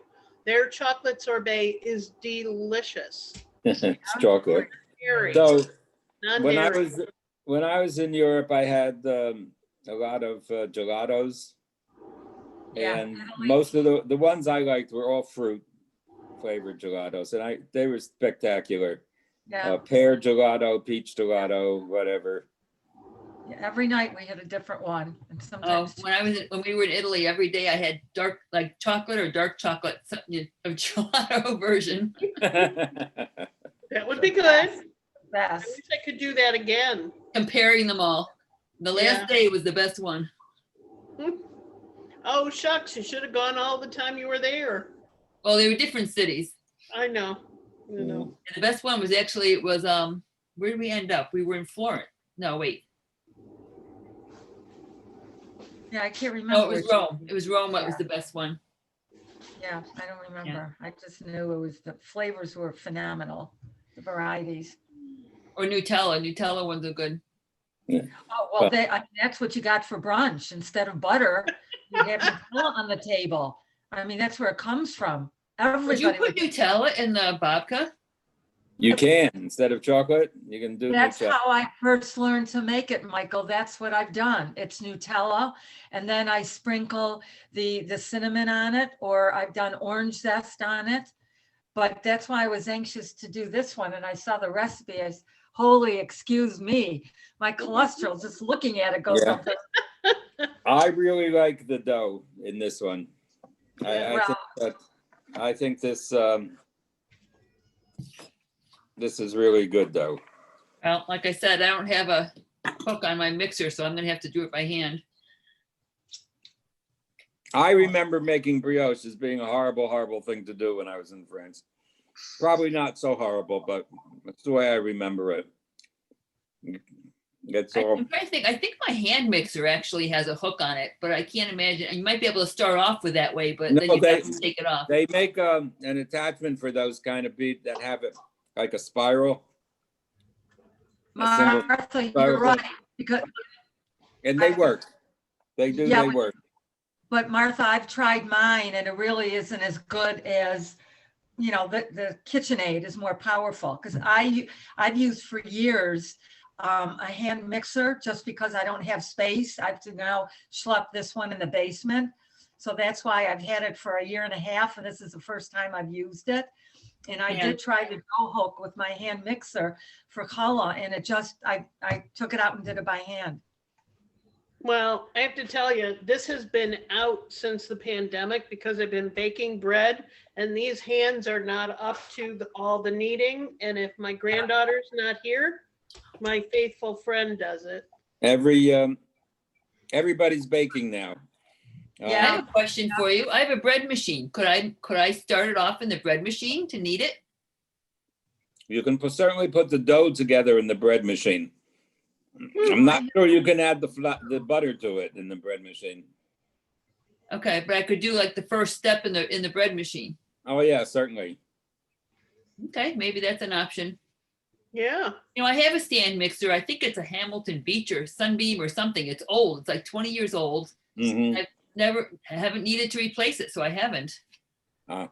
No reason not to use it. Yeah, I mean, I use it all the time. It just doesn't have a dough hook on it. And I tried to get one once and they don't even make it anymore, so.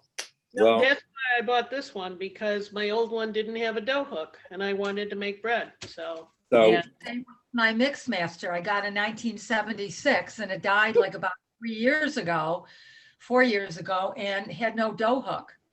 But Barb, this is the only counter space I have. Oh, yeah. Yeah. And I've entertained 30, 35 people, you know, with making things, and I've learned, you know, Well, to yeah. make do. I just can't leave. I'm just saying now there's nobody coming here, so I just leave everything out. Yeah, I've made bagels a few times. The first time I did it totally by hand. And then the last couple of times I've done it, I've made the dough in the bread machine. And I really can't taste any difference between doing it by hand and doing the dough in the bread machine. it's really a very stiff dough though, right? The dough you make is very stiff, right? It's not that stiff. No? No, it's, you know, certainly pliable. You know, you roll it in the ball and you stick your thumb through it and you boil it and stuff. I wouldn't say it's that stiff. No? No, Hmm. it tastes pretty good. I've been making the pretzels, so I put them in the baking soda bath. Somebody was supposed to have a class on bagels, and I don't remember who that was, because that's another thing I would love to learn how to make. And it's more fun with people than on your own. Absolutely. Yeah. Yeah, doing it on my own, I remember it took like, I think it was like 3.5 hours by time, like start to finish. But when I do it with the bread machine, it's like an hour and a half, 2 hours maybe. I'll have to Yeah. use the bread machine. Oh, You know, I have a, no, go ahead. There's always the rising time, you know, whatever you're making, it has to rise. So, oh, yeah. I've made Passover bagels and they don't take more than about 40 minutes. Oh, yeah, I do those too. You're right. they don't have to rise. Well, they don't have the yeast in them, right? And then when I get too lazy to put the hole in them, I just make them into rolls. You know, you don't have to put a hole in them. You roll out a braid. Right, and And just, you wrap it around your hand. yeah. The hole comes with it. And then the cheating is, before the pandemic, I would go to Toronto and they have this bakery that makes Passover bagels, and they taste, Oh, if you yeah. close your eyes, you'd never know they were for Passover. Oh, yeah, we're gonna make bialys soon for the market. I think bialys would be a treat here in Yeah, They in would. Oregon. would be. I just got a recipe. I found a recipe that I like for bialys. I'm gonna try making them. Well, you can be the teacher next then if they come out. Yeah, you I don't Hey, do that. Arthur, King Arthur has really good recipes. Yeah, they do. They have a Bialy recipe. Okay. This is And my Tuscan herb bread from King Arthur flour. I make a beer bread, which I love. Even though it doesn't have yeast, the beer, one bottle of beer is the yeast. But That's- I've learned to use whole wheat and it's 3.5 cups of flour. But I've done up to 1.5 cups of different flours. And then I add herbs to it or seeds to it and it comes, and then on top, and it comes out really healthy and it's really good. Caramelized onions There's no are good, yeast? too. Pardon? Is there yeast in it? You said there's no No, yeast? no yeast. No yeast. Baking powder or soda, one of the two. And then the beer in it is what makes it rise. You don't have to let it rise. And it doesn't come out, like a sandwich loaf, more like an artisan bread. It's a very rustic bread. Oh, can you send me that recipe? Yes, I would love to do that. I would do that. Yeah, you can just take a picture of it if you want, whatever. Well, yeah, I just bought, and this is where I cheat, Tops, when I go to their day old bread, they have this delicious artisan bread, half price, $2.50, and it's whole wheat and not GMO, no preservatives in it, and it has seeds in it like flaxseed, and it's delicious. So in the next couple weeks, I'll make a beer bread, show you, and then I'll send you the recipe. It's Okay. really easy. Nice. I miss your multi-grain bread. That was the best. I've made it and it Yeah. turns out beautifully. I made multiple loaves and gave them to my kids and Steve's parents. It's delicious. I forgot all about that. We should do that at the market. Yes, you should. That would sell like hotcakes. Michael, I've never seen that or had that. Barb, you can send me the recipe for that one too. That was it was whole wheat flour with 20% seeds mixed in. I'll send it to you, Martha. I'll have to go buy seeds. I don't have any seeds here except for sesame seeds. That's one of them. Barb, will you send it to me as well? Yeah. I think I might have some sunflower seeds. We used 6 seeds at the temple, 6 different kinds. Pepitas and nigellas or something little and black. At one point, we used oatmeal as one Oatmeal. also. We used Yep. wheat germ. We used millet. And what was the other one?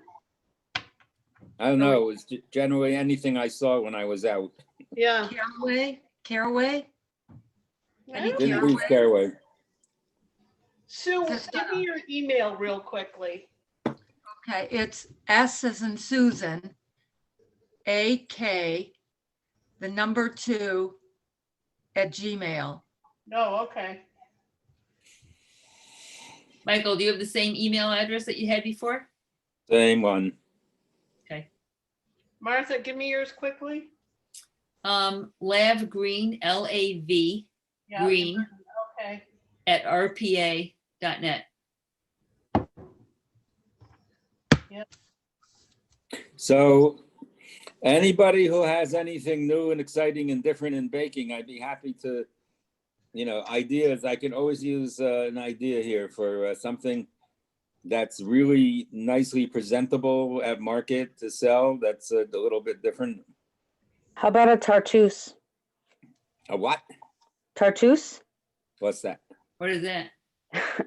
It's like a tart, if you will. It's very flaky and it has shallots in it. And it gets caramelized. It's very How do you crispy. spell that? I'm sorry? How do you spell that? Tartuse. Give me a second. I'll look it up real quick. I can. I have an internet here. I could look it up if I knew how to spell it. Yeah, I don't know how to really spell it. Who is that? That's Amelia. Oh, okay. I don't know if I have any. Do video, Nelia? I do, but it's I got I'm trying to get some organizing done with some paperwork, so I don't really want everyone to see my disaster right now. That's okay. We don't mind. It's like it's almost like a puff pastry, but I'll see what I can do to figure it out. All right, I just want to know what it looks like. I make puff pastry 3 times a week now. Yeah, but it's not like a regular puff pastry. I'll have to look it up. There's lots of cold butter that has to be rolled into it. It's Sounds like more puff than I pastry. ever had time to make. Oh, is that one that the folds over? Is that the one? Yeah, Yeah, that's puff it pastry. becomes like a little bowl.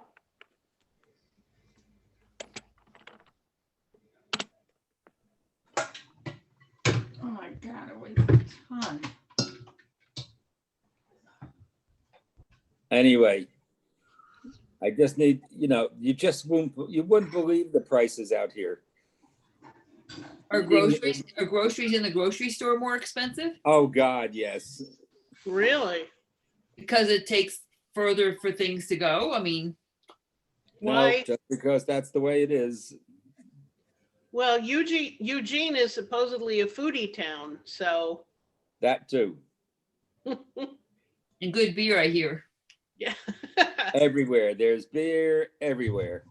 Everybody's into beer. That's for sure. And there's good weed out here too, by the way. Oh. You know by experience? I'm sure. Absolutely. Supposedly they're passing it to be legal in New York. Pretty much soon it's going to be just legal. With all the surrounding states, it's legal, so they pass Yeah. over New York to bring it in. So we grew some at the farm, just a very small amount. Are you allowed to, or is that? Yeah. For yourself, you can grow whatever, 6 or 12 plants, something like that. You don't even need a card or anything anymore. Oh, But really? we've been using this marijuana cream on our hands for arthritis pain. Yeah, It's totally amazing. Really? really? Yeah. That's different than CBD oil. It's not the same. That's what I was gonna ask. It is. I think it is a CBD oil, but you can make it out of anything. Generally, people make it out of the trimmings from the marijuana plants, and then they cook it with coconut oil. Huh. Oh, okay. And fortunately, we know a lot of people who do that because Mary went to price some out, and this little 4-ounce jar, whatever it was, 2-ounce jar cost $100. Holy moly. But Gee. people give it to us. But you can't make it and sell it, right? You're not allowed to do that. I don't think you could probably sell it without a license, but you could make it and sell it. And I don't think getting a license would be hard for that. Might be worth looking into. Gee, We will- we do not legally, but Well, we probably will be doing some of that next year. So sorry to Take it for interrupt. yourselves. All Yeah. right, Michael, I'm gonna roll mine out while we're talking. So I'm sorry to interrupt. So there was I got 2 different baked goods mixed up with their names. So what I was talking about is a tarte tatin. Oh, okay, that I know. Okay, so that's one thing. I don't usually see that very much around, so I thought that might be nice. And I'll get you the other one when I find it. Okay, great. It's Yeah, the a tarte tatin is amazing. tarte de demoiselle tatin. Oui, oui. In French. There you go. All right, I'm out, guys. I gotta get the kids in bed and get more paperwork done. I'll show you guys myself for about 3 seconds here. good night. That's not going to be scary, is it? Ah, scary. Extra lights.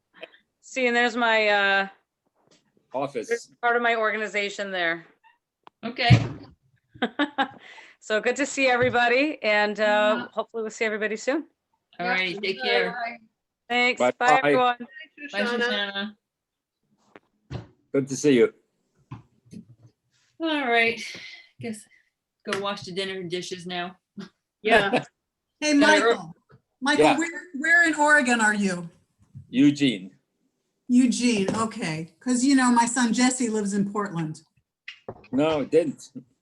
It does. How far is Eugene? Portland is about an hour and a half away by car.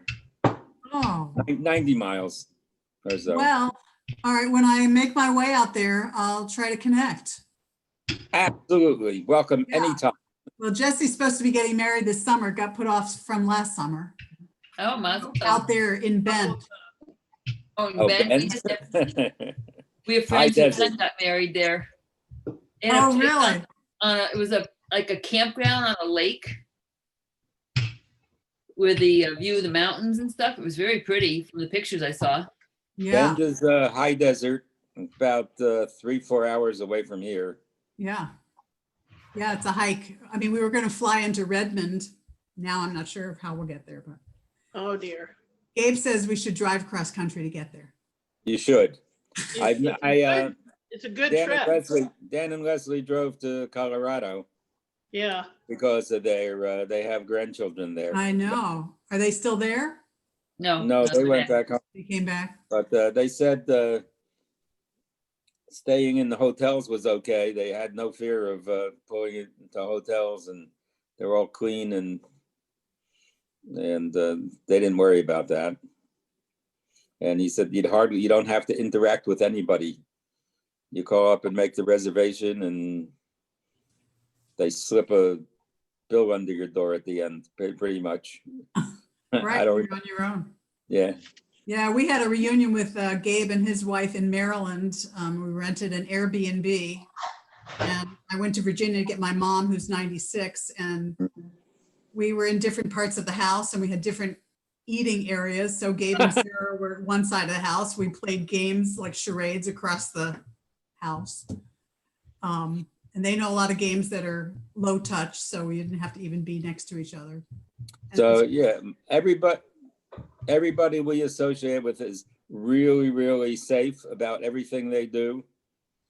Mostly we still wear masks for almost everybody, but not for my son, and we're in the bubble with a few people. But yeah, everybody I know wears a mask, doesn't hardly ever go out, gets only curbside pickup at the grocery store and stuff like that. So That's better than here. Our numbers right now here are pretty high. oh yeah. Well, the positivity rate is down to 8.1. Right. Yeah, we were at 10, we went to 10%. Yeah. A few weeks ago. With the new strain? No, that was the old No, one. Before. This was like maybe what, 3 weeks ago, maybe? Yeah. A neighbor that I walk with, Marilyn Rosen, I don't know if anybody I knows know her. Marilyn. You know Marilyn. Yeah. Anyhow, she's in a book group, and somebody in the book group said, who's a physician, said you absolutely have to wear N95 masks when you are wearing a mask. Otherwise, they're not doing anything. And she Yeah. said, the virus is in the air. It's not just the respiratory droplets that somebody may inadvertently spit on you or something.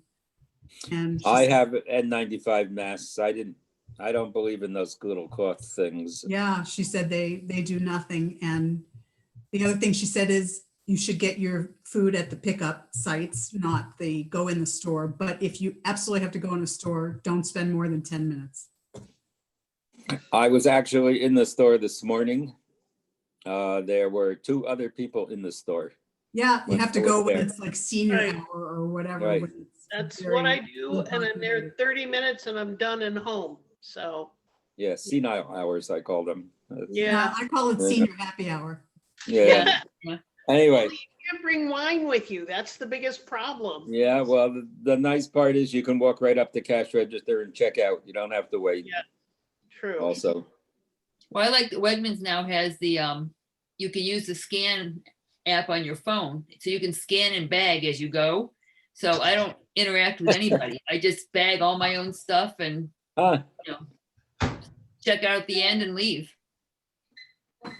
So and that's why I hate them. They do everything better than anybody. actually, the grocery store in New City where we lived before, Stop and Shop, they had something like that. I mean, you had to pick up the scanner, But it was the same process. You scan the stuff, put it in the bag, and then you scan the code at the end of the line, and it prints out your receipt. You pay, and you're done. That was a long What's to time ago. prevent people from putting something else in their bag that they didn't scan? You know? You know, at Stop and Shop, they would, every once in a while, they would do like a check. You know, they would pull you, you know, they would, A random. check, yeah. You know, they would look at your receipt, look in your bag and check to see. Wegmans, I've never had that done. Is So I that don't know. Brucey? Hi, Bruce. Say hi. Brucey behind you. Be lucky you're not in Toronto. They're in a total shutdown. They never had indoor seating. And they don't have senior hours in their grocery store. You cannot bring your own bag. And wherever you go, there are always lines because they are so densely populated. You wait Where is outside weeks long in Toronto. Oh, All right, it's time to go. So, All right, nice to see everybody. Thank you, Michael. Bye, everybody. can't see you. Enjoy your babka. Ah, I'm gonna try it later. I feel like Mikey now. scary stuff. Oh, small. Hey, I'm not as tall as I used to be. Me too. It's Yep. horrible. Me three. Things I used to be able Yeah. to reach in cabinets, I need a step stool for now. I always needed a step stool. Now my Yeah. granddaughter's picking things up for me. Well, that makes it easy. Oh, she's 9 years old and this tall. I'm doomed. You doing well, Mikey? Oh, we're having a good time out here. Yes. That's good. So we have a farm. Good night, And, guys. good Take night. care. Bye, Barb. Bye. We got chickens. We got ducks. We used to have goats. Except they We have sound geese. smart. Are we talking to anyone I know? So, Hello. hi, how are you? Good, good. Good. I hear So you're, whoever, you're What? doing a hardship and taking care of your grandson. Oh my gosh, that's so wonderful. I mean, it's just really horrible. Yeah, Such. hard work. so the It is. farm is like, every day, 7 days a week. I mean, whoever thought that farming would be such a chore? Everybody I knew that had one, they actually did say that, yes. Wait, How let did me the tell you, garden do over the summer? let me tell you It about was my. pretty good. It's It's all right. we got a late start in planting and but we had some leafy vegetables and stuff mostly. So all the easy stuff we had and but we had a very successful year for selling dead animals, chickens. Dead animals. Chickens. We had we had a couple of hundred ducks and 150 chickens. Wow. No sheep? No sheep. We sheep. had goats this year. I've Goats. been pushing for sheep. I think The sheep would goats be- were a lot of fun, but they were like they're- dogs or cats. They were demanding attention all the They time. They really would were. walk up behind you and put a hoof on your That's shoulder. right. That's And you right. had to turn around. And if you You didn't could- turn around, they could knock you over. Yeah, They're cute, but they geez. were. Yes. Oh, you can make Wait. goat cheese. Yeah, we talked about that. But I think we only got goat milk once. I think nobody was really Did interested in someone doing really that try? Someone milked her? once. Really? I'm pushing for a cow. We milked a goat when we were in Israel. We milked a goat and made We goat did. cheese. Yep. We all had a turn. So I can say I've milked a goat. Yeah, how many quarts did you get? How many squirts did you get? Maybe between all of us. No, there was a lot they was coming out when I they don't were know. flinging it around. I don't know. Yeah. It's not all that as easy as you think. Yeah, yeah. So, all right. Well, it was great seeing you. It's good to see you Indeed. again. It was. And- Yes, it is. Hopefully it won't be so long till next time. Well, maybe we can, are you gonna do this Yeah. again for them, Michael? Yeah, let's do it again. Absolutely. Sounds good. Not that I It's need to always a learn good how to make idea. Hamantaschen, but It's I good would, to see both of you. but I would watch. Yeah. See, now I get to do it too. So I figured it'd just be So- better to watch tonight, and then I can make the babka on at my leisure on over the weekend. We've had experience with Hamantaschen. Yeah, I don't think I need to learn how to do that. They still have them in the freezer at the temple. I mean, they still have a lot of the cookies, because they've been closed. So they've been doing these kiddish to go. I don't know if you've heard about this. Like they've been doing a little paper bag with like either like a bagel. Sometimes they do bagel and lox and white fish salad if it's a sponsored kiddish, or else they do hummus and bagel chips and various combinations of things. And then they do like a little snack-size Ziploc bag with like 3 cookies in it. So they mix the nuts and no nuts. They just throw stuff in. So they still have like the trays of Hamantaschen that we made for services that then we never did them because, they closed down. The trays are still made in the freezer. There's still wrapped trays of Hamantaschen. Yeah, well, they really don't last forever. They get old and dried out and freezer burned. Well, I'm sure these probably are. I was thinking I probably should go in there one day and check the stuff that's in there. There's still brownies from like a year ago, over a year ago. The new one's gone into frost or cut or anything. So I was thinking maybe one day next week I'll do that. See if they're any good. So. Well, like I said, right. when I have bad chocolate things, I grind them up so I have crumbs. I don't throw them away.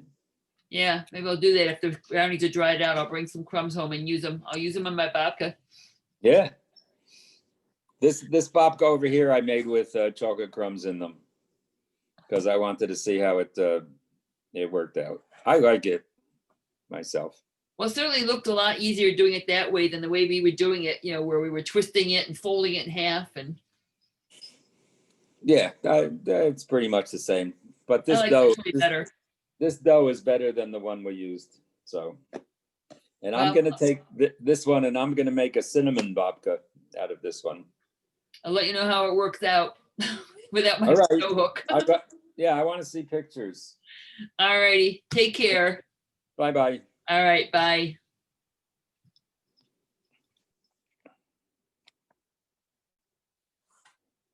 Mayri.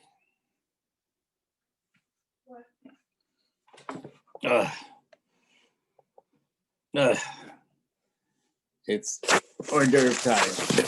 So after hors d'oeuvre time, it'll be time to do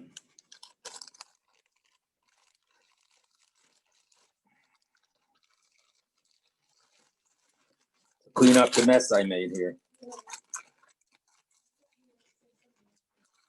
I really enjoyed this more than I thought. But I couldn't have done it without a cameraman. Well, you gotta work out, that's why they have those big mirrors on cooking shows. All right, what are we having for hors d'oeuvres with our drink?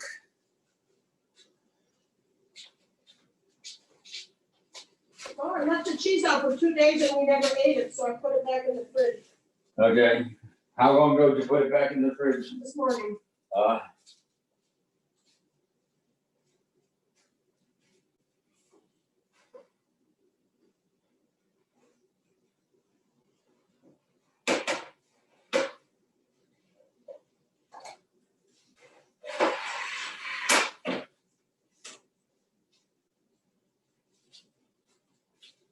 Bring a bottle of wine with you, will you? You can find it.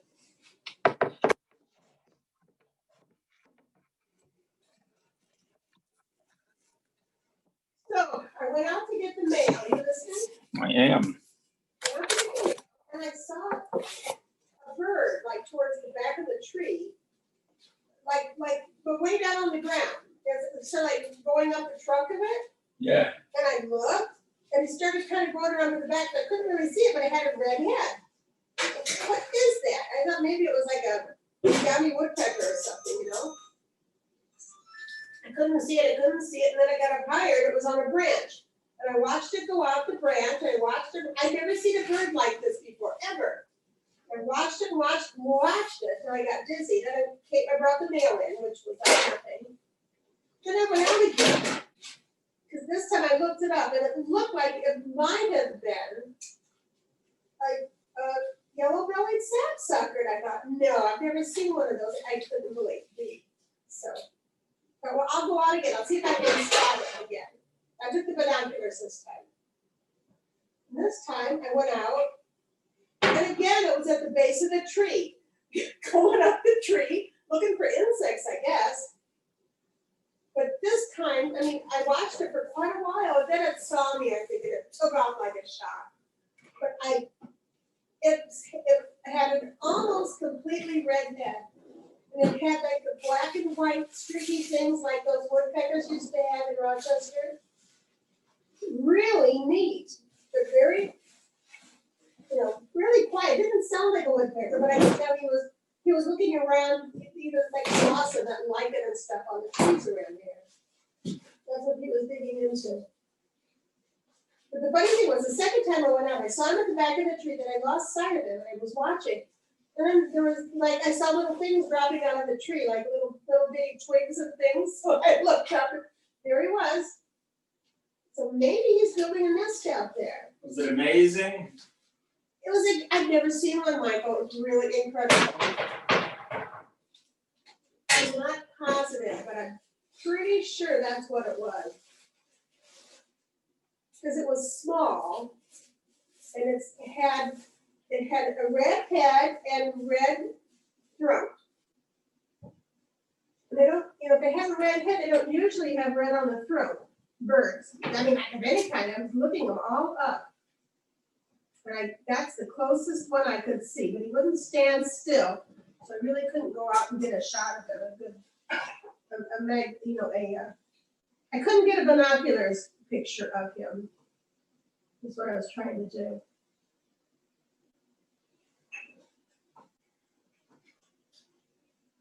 But it was very exciting. I think that's what it was. I looked at this picture in the book. Then I looked online, and actually the pictures online look more like the guy that I saw. So I really think I saw a yellow-bellied sapsucker. Is that cool or what? No.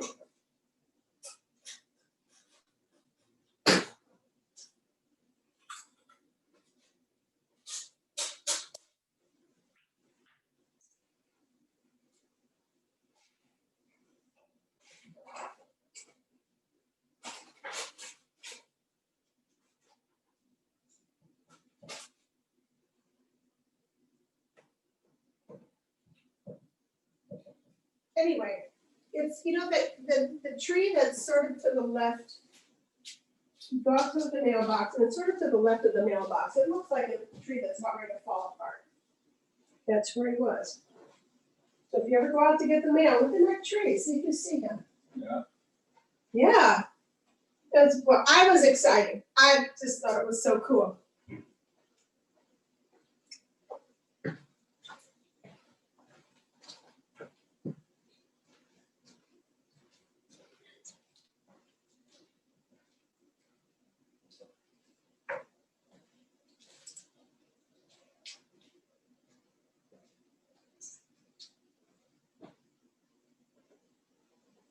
That.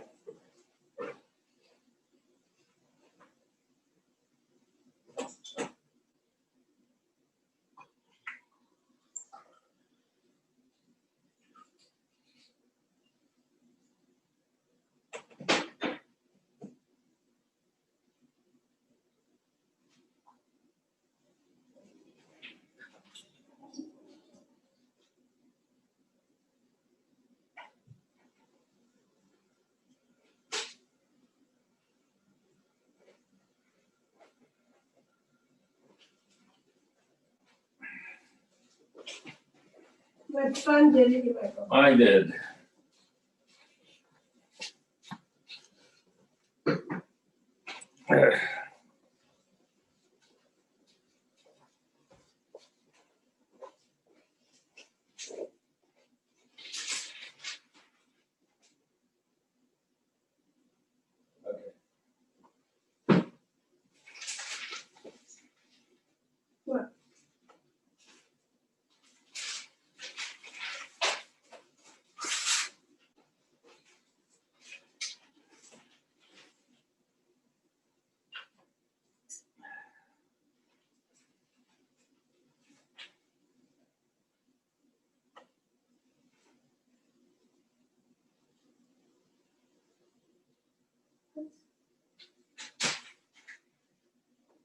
Boeing's drone unit has agreed to pay $25 million to settle a civil fraud allegation that it overcharged on more than half a dozen contracts signed with the US Navy and Special Forces. I thought everyone overcharged when they signed anything with armed forces. That was the game.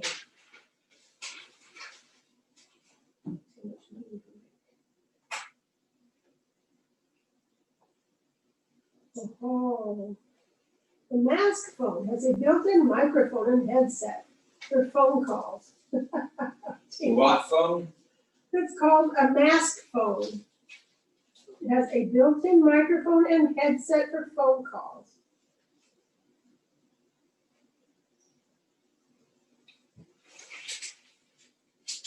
I told you that the coach on one of the football teams we were watching, he wore two masks. He had a microphone through the first mask, and then a second mask over the whole thing.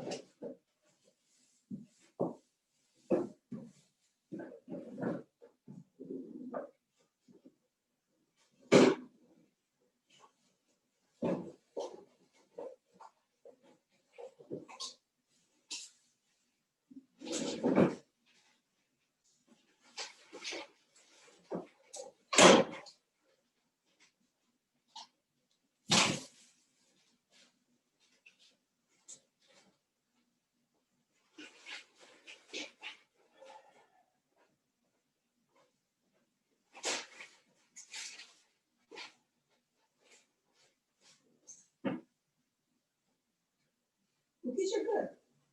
Oh. My laptop is charging. It was almost out of juice.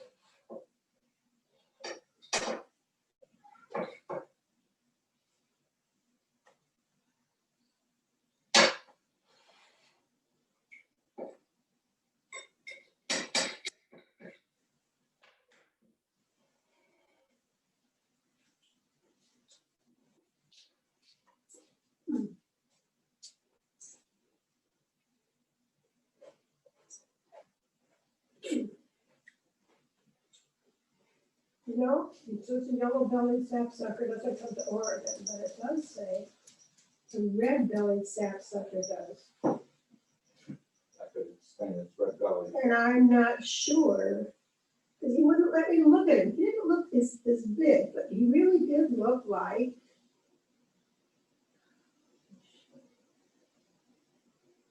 He had a red tag. You know, he really looked like a yellow-bellied sapsucker. He really did. He looked kind of like this. That's a red-breasted one. He looked like this.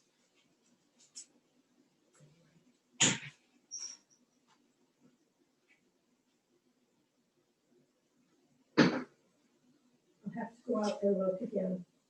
Maybe it was a red-breasted sapsucker. He didn't look like he had red that far down. He looked like, no, not that far down. No. He looked like he might have had this one. But he kept jumping out of my vision. There, he looked like he might have looked like that. He might have. But he kept jumping around, so I couldn't really see.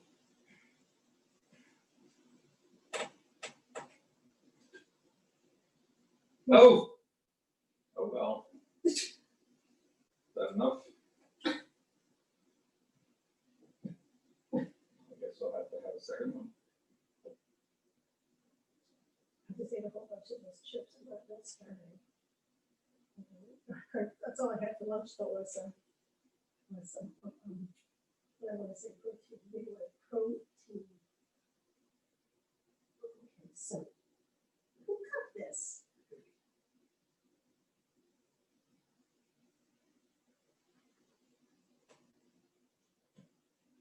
It was really hot if I remember correctly, right? What? That. I guess.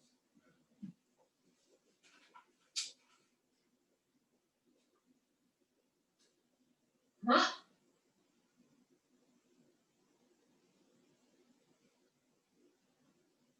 I don't think I don't like this.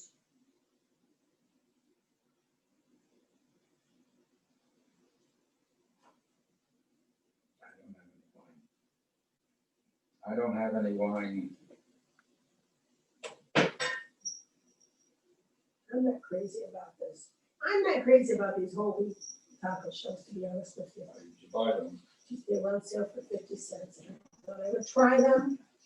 We'll try them again. They had, that was a while ago, you know, they were at the used food store. They had huge display of taco shells. They had little ones and big ones and whole wheat ones and regular ones. They were all 50 cents a piece. So I bought mostly, remember, I bought those a while ago. Those have been in the freezer for a while. I mean, I bought them months ago, a month ago or so. And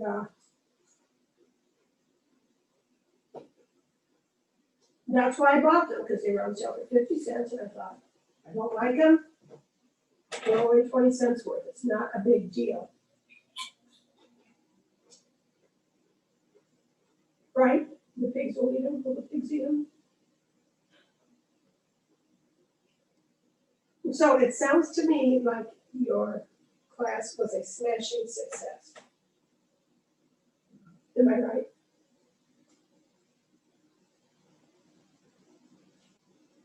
I took the garbage bag out to the back and put it in one of the barrels, okay? You need to go to the garbage dump sometime.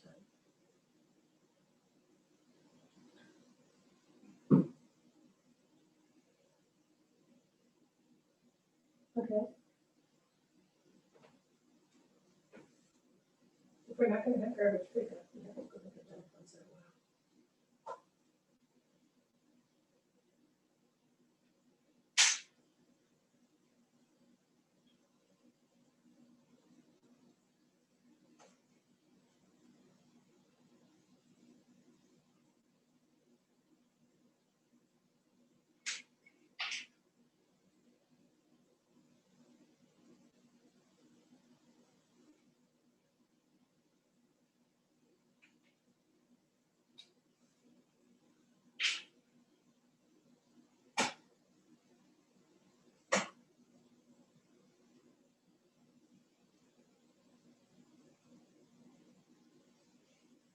I'm not crazy about it, I'm afraid, sorry.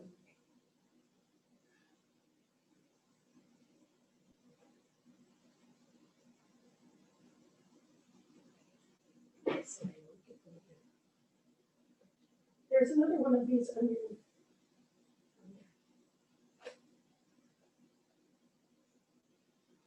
When I had my teeth checked, I went over and talked to the lady at the eyeglass place, and she tightened up the bows on these a bit, and she gave me another gray cloth for us. She told me she was getting her shots this weekend, as was the dentist lady. So you call and then you get a time slot. So it's like everyone I know, a lot of people I know are getting shots this week. People that I know that are getting shots are either medical people or even older than we are people, right? Right. How have you been today, Mary? Oh, pretty good. How are you, Mary? Oh, not bad. Oh, let's see what's on your computer. Why not? I don't know. I think this is what you are. I think you're this. That means what I need to get. What I need is I need a book, a bird book for Western United States, because this Roger Troy Peterson didn't have these in there, whatever that one is. And I know they have specific books for Western United States. That rested sapsucker. I think that's sure is what it looked like. It looked just like this one. Well, almost completely like this one.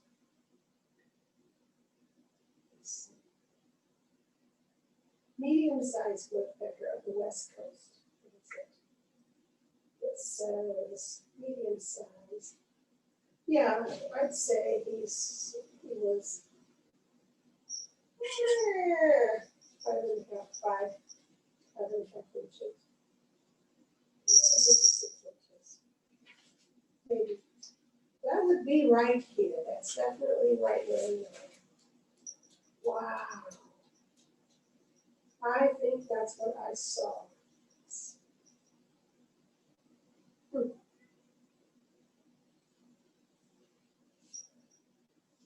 Hey, where'd you came from outside? You know how I know? Because you're cool. Yes, you are. Your feet are too. I know you do. Your feet are shitty.